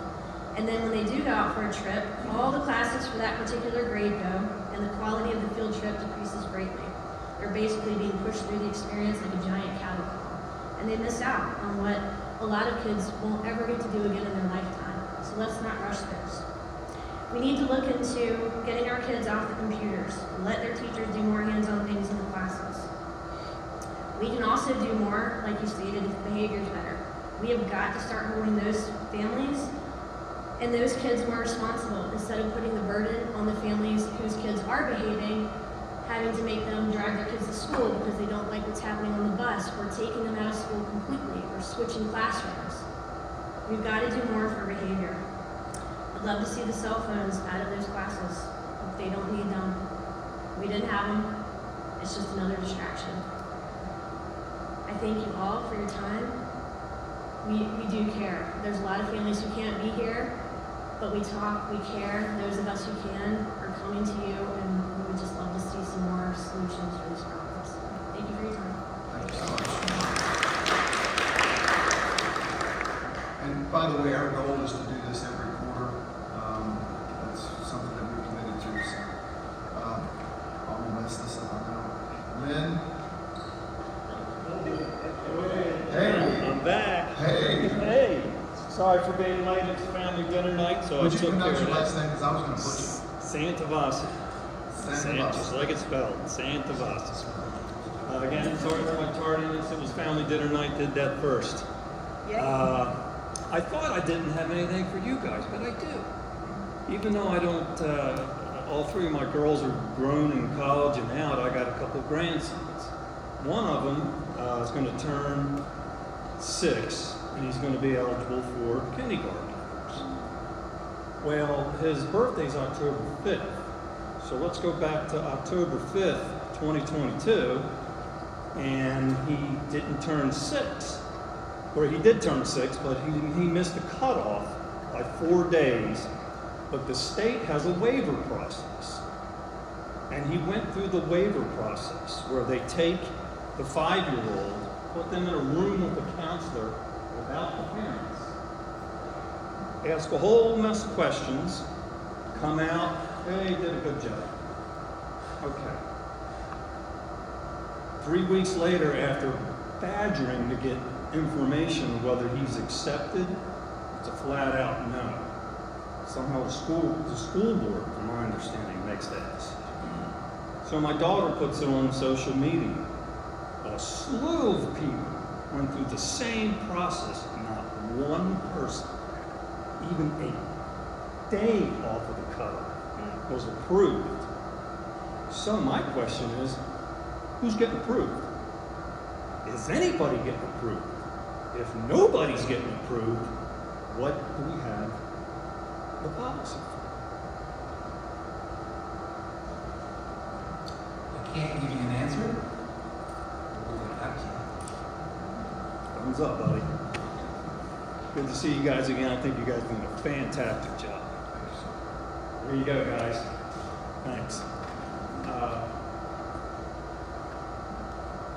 Moving around here, 2012, been all over the world, Navy and all that stuff. You guys don't want to hear about that. I look at this is the R cut. You say it's temporary, so we're not going to do the full-blown R cut that's on a video on the website, right? We're just going to do this one? As far as the original Turbo T that we had proposed? No, there's a full-blown R cut that will redo the intersections. They are not proposing that. They are only Okay. proposing this for the time I'm being. gonna throw some numbers out. 1.2 million, 2.1 million, $500,000 or nothing. To do the larger R cut is estimated through VDOT 1.2 to 2.1 million. That's what I thought we were gonna do, and then I found out we're gonna do whatever that is. Looks like an aerial bombing to nothing. Last meeting, we were told by the VDOT rep that it was approximately $500,000 to put in a light. Well, that's not what it says on the research that I did with VDOT. It's anywhere from $200,000 to $250,000. I could be wrong, I'm just reading off the old Google. 1.2 million, 2.1, if we do go with the full-blown R cut, which obviously nobody likes. If it's only $250,000 to put a light in, you gotta put two in, that's $500,000. Do the third grade math later, and the VDOT website says that if you put up a light, it's $8,000 per year maintenance fee. Well, with the remaining money of the total $2.1 million, that's 137 years of maintaining these lights. So you can't tell me it's about money. So I don't understand why we're doing it in that respect. What was the other one? Ride along with me. You see that car in the upper right-hand corner, that's on 17, and you see, oh, thank you, somebody's got the pointer. And you see to the right is the turnoff to come into Sugar Hill. You put a car right in front of that car in the turn lane, and you want to make a right-hand turn out of Sugar Hill, you ain't seen it. That's why, a major reason why, that turn lane needs to be extended. To give that person who's turning more time to slow down. Oh, she's got it. She's good. This turn. More time. Because I'm going to talk about time here in just a second with her. This turn. That turn lane, that is notorious. That is notorious for camouflaging people. So ride with me now with this fancy thing here. I got to make a U-turn. I'm sitting there. I got to make a right onto 17. Those cars coming at me are coming at me at 55 miles an hour. Bull. They're coming faster than that. That's why people are asking for 45. Slowing down. 45, maybe a little bit 55. 55 miles an hour, you guys got to pick me a number. Is it 265 feet or is it 400 feet? Your website says if someone's driving 55 miles an hour, it takes 265 feet for them to stop. On the DMV test, how long does it take for a driving 55 miles an hour? The answer is 400 feet. Doing a little Google research, giving the averages about 245 to 265 feet. So I got to battle that to make a regular right-hand turn. Now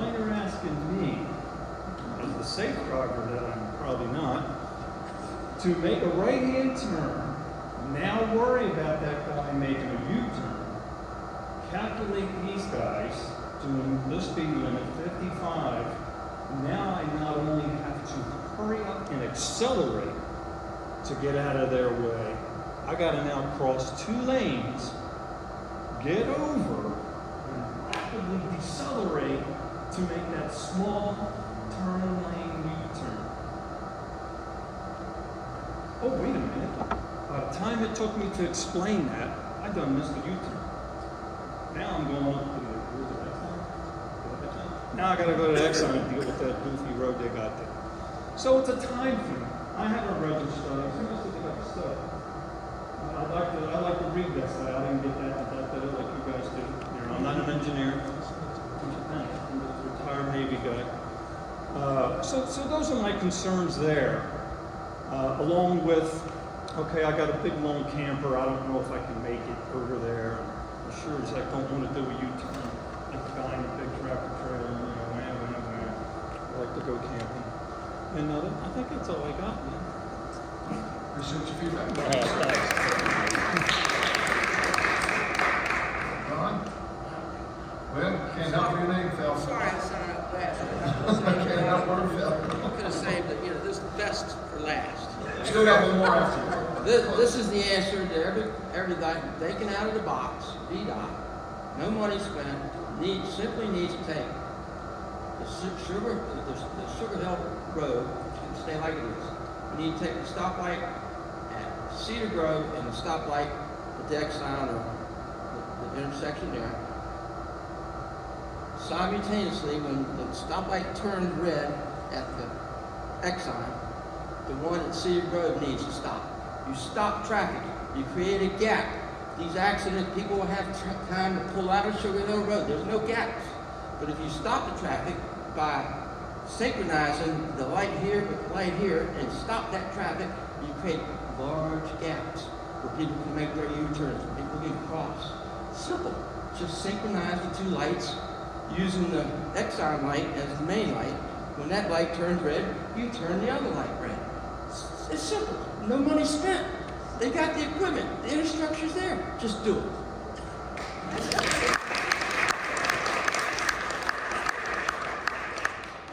Thank you for your feedback, sir.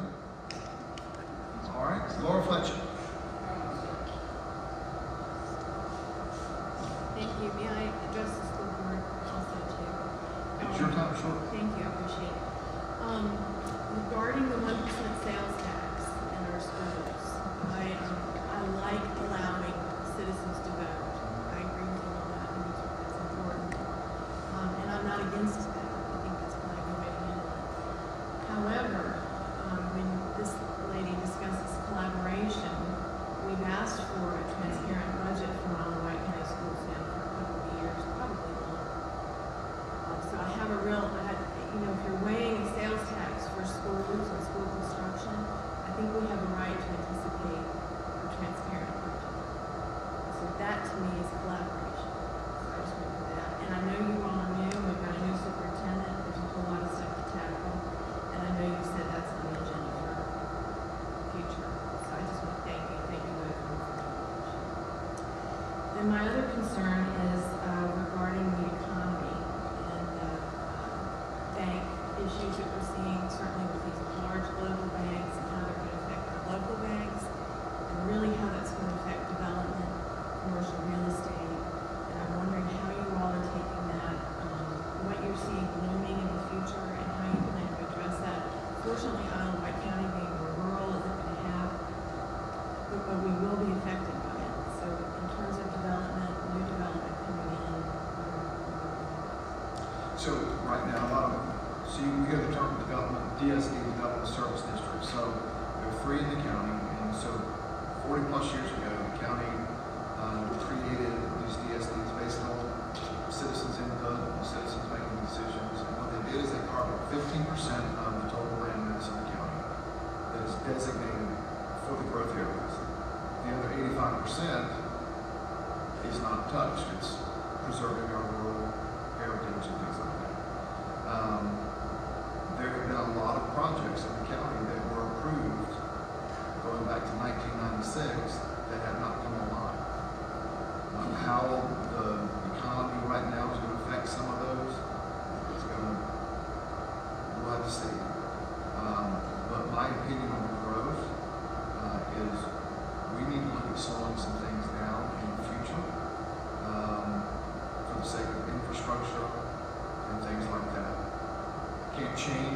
can't change what previous boards have voted, nor does the Commonwealth of Virginia allow a sunset clause, which means if you have a project and invested in that approval, we can't take that away from you. It's in perpetuity. So if you got approved in 1996, for instance, a project comes to mind, we can't take that away from you. There's no such thing in the Commonwealth of Virginia that allows that right now. That's up to the state folks to decide whether or not they'll do that in the future. It wouldn't apply to already approved projects. But I think looking forward, we have to take the approach as we look at growth to not do what previous boards or administrations did and approve a lot of projects even though in the DSD because of the overall clumping effect that they may have. I think that what we're seeing is impacts that when boards in the early 2000s approved certain things, when planning commissions approved certain things, they didn't foresee some of the challenges that those approvals have brought that we're dealing with. So my commitment moving forward is to look at slowing the pace of those things down. We don't want to traffic's already an issue around 17. When you get an accident and all the tunnels combined and the word goes out of the shipyard, take the James River Bridge.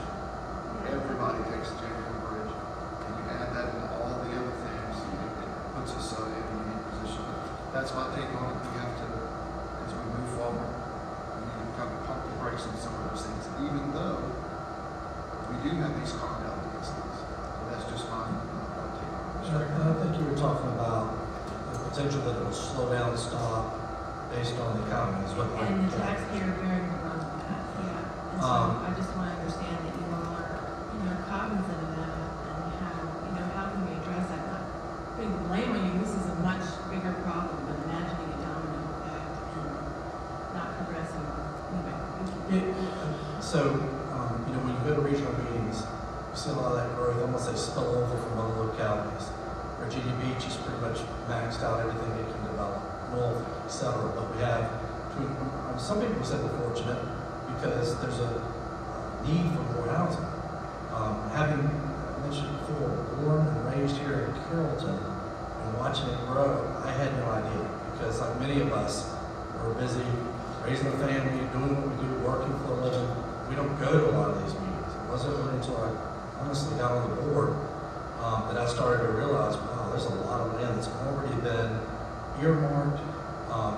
There's some things that can be changed, whether it's decreasing the size because of what happened. Of course, developers don't want to do that. They don't have money on it. But to that point, he's exactly right. The infrastructure, and when we say infrastructure, we all know the water is not part of the issue because we have water although it's very expensive, which is another conversation maybe for another night. But the transportation of this.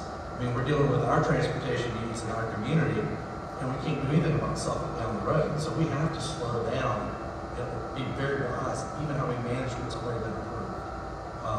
Because obviously it impacts the entire town. You see people moving out to the 85%, trying to get more of that feel for what I was born and raised in, a rural type of atmosphere. So we're very cognitive of that. It's not just talk; it's action. But it was also amazing to me how much we were limited in what we could do.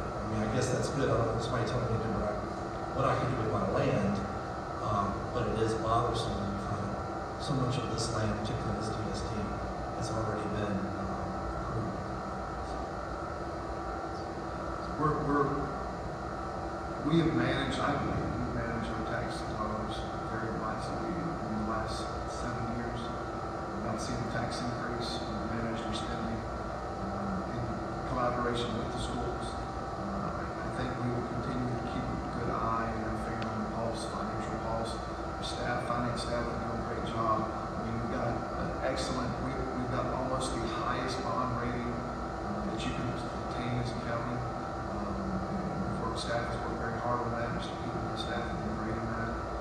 So we're very well aware we were able to bond fairly cheap the money for the Hardy Elementary School. So that's something that we get reports on all the time. The state of the economy, the monies that are coming in. So I'm sure that we'll keep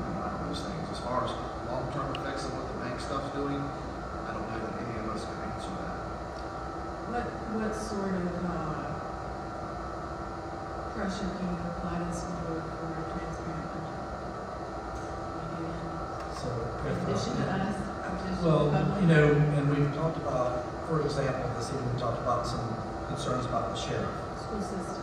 No, I got you. But we talked about, you know, law enforcement on 17. And I know that everybody in this room knows this, but I think we need to remind everybody that law enforcement, for example, is by an elected official.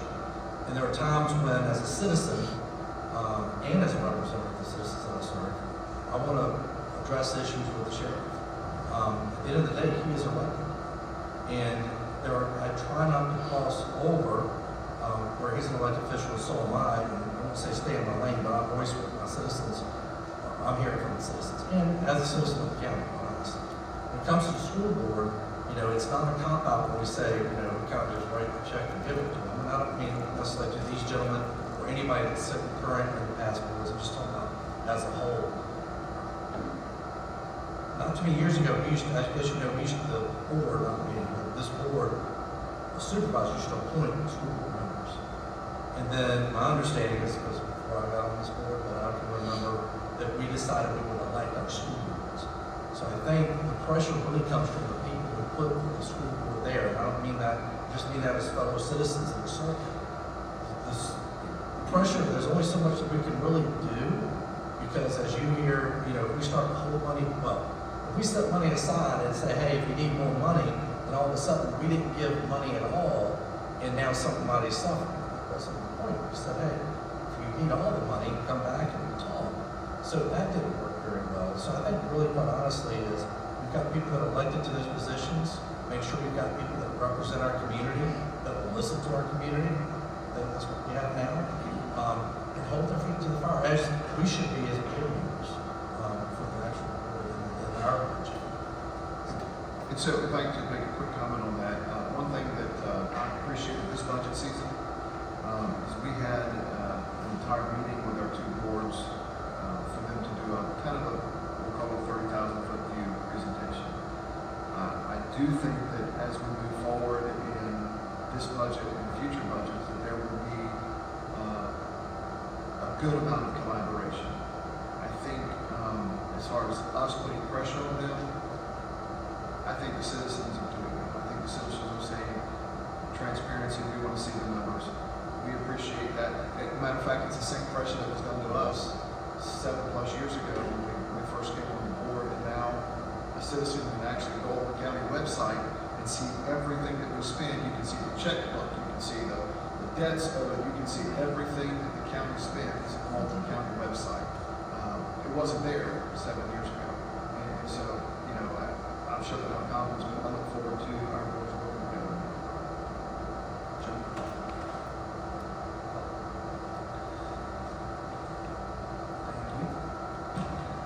Ms. Fletcher, I know you well enough to know, put you on the spot by asking you. If you could give me real quick, how would you define a transparent budget? And before you answer that, I'll say that when we first started it, I said that there is no instruction book on the deals. And that's certainly the case with a school budget.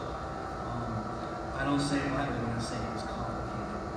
I started studying previous year's budgets in December and hit it really hard in January and February. By the time we started getting down to the superintendent's proposals, I had enough information just to ask educated questions.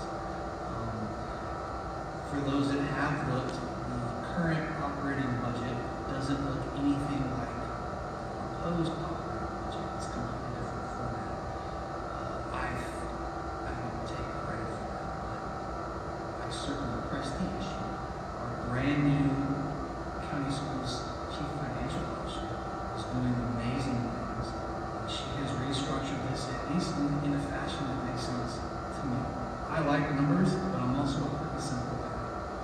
One of the first things I told the superintendent and the staff was that before I'm going to sign off on the budget, this is me speaking, before I would sign off on the budget, someone had to show me where the money came from and where it was going to go.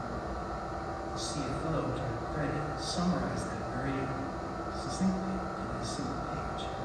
And I think this is pretty transparent. Now, it certainly does not show you where every nickel and dime is. And with a total budget proposed of over $88 million, it is, if I'm wrong, 70-some odd pages of line items. It's a lot to digest. This is from the news here. One of my personal goals is to create, and then I plagiarize this from other school boards that I've seen, and not necessarily in the Commonwealth of Virginia, but a school budget 101, a document that the average citizen can go onto the school website and go, this is how a school budget works. Where's the money come from? Where does it go? Some gentleman was asking about lottery money, so that's part of the state recognition. The schools get funds from 4 sources, states or money. And somehow some of that state revenue is lottery. I don't know how much of it from the state is lottery. Some of it is. So then I'll go right back to my question. What would be sufficient as a citizen? What would you say is transparent? Well, I have not seen that. I have not seen that. So I'll have to look at that. What I'm looking for are, in terms of, I guess what I want to see is a really heavy discussion when you ask us for more money as citizens, and we're having to cut our budget. I'd like to see the schools aware of that, maybe looking through departments, deciding where they can make cuts, show us in meetings, we've cut this, we know that there's pressure to save money, this is how we're presenting it, we want to save money here in these specific areas, and this is where we'd like to place money, this is where we feel is our greatest need.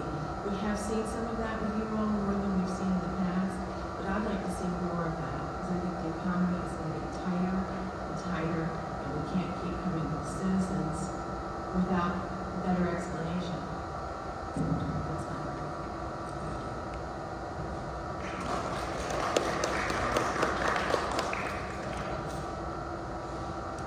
There we go. I just want to do a quick follow-up to that. Just like Mr. Marsh said, the budget book is, when you first see it, it is very daunting.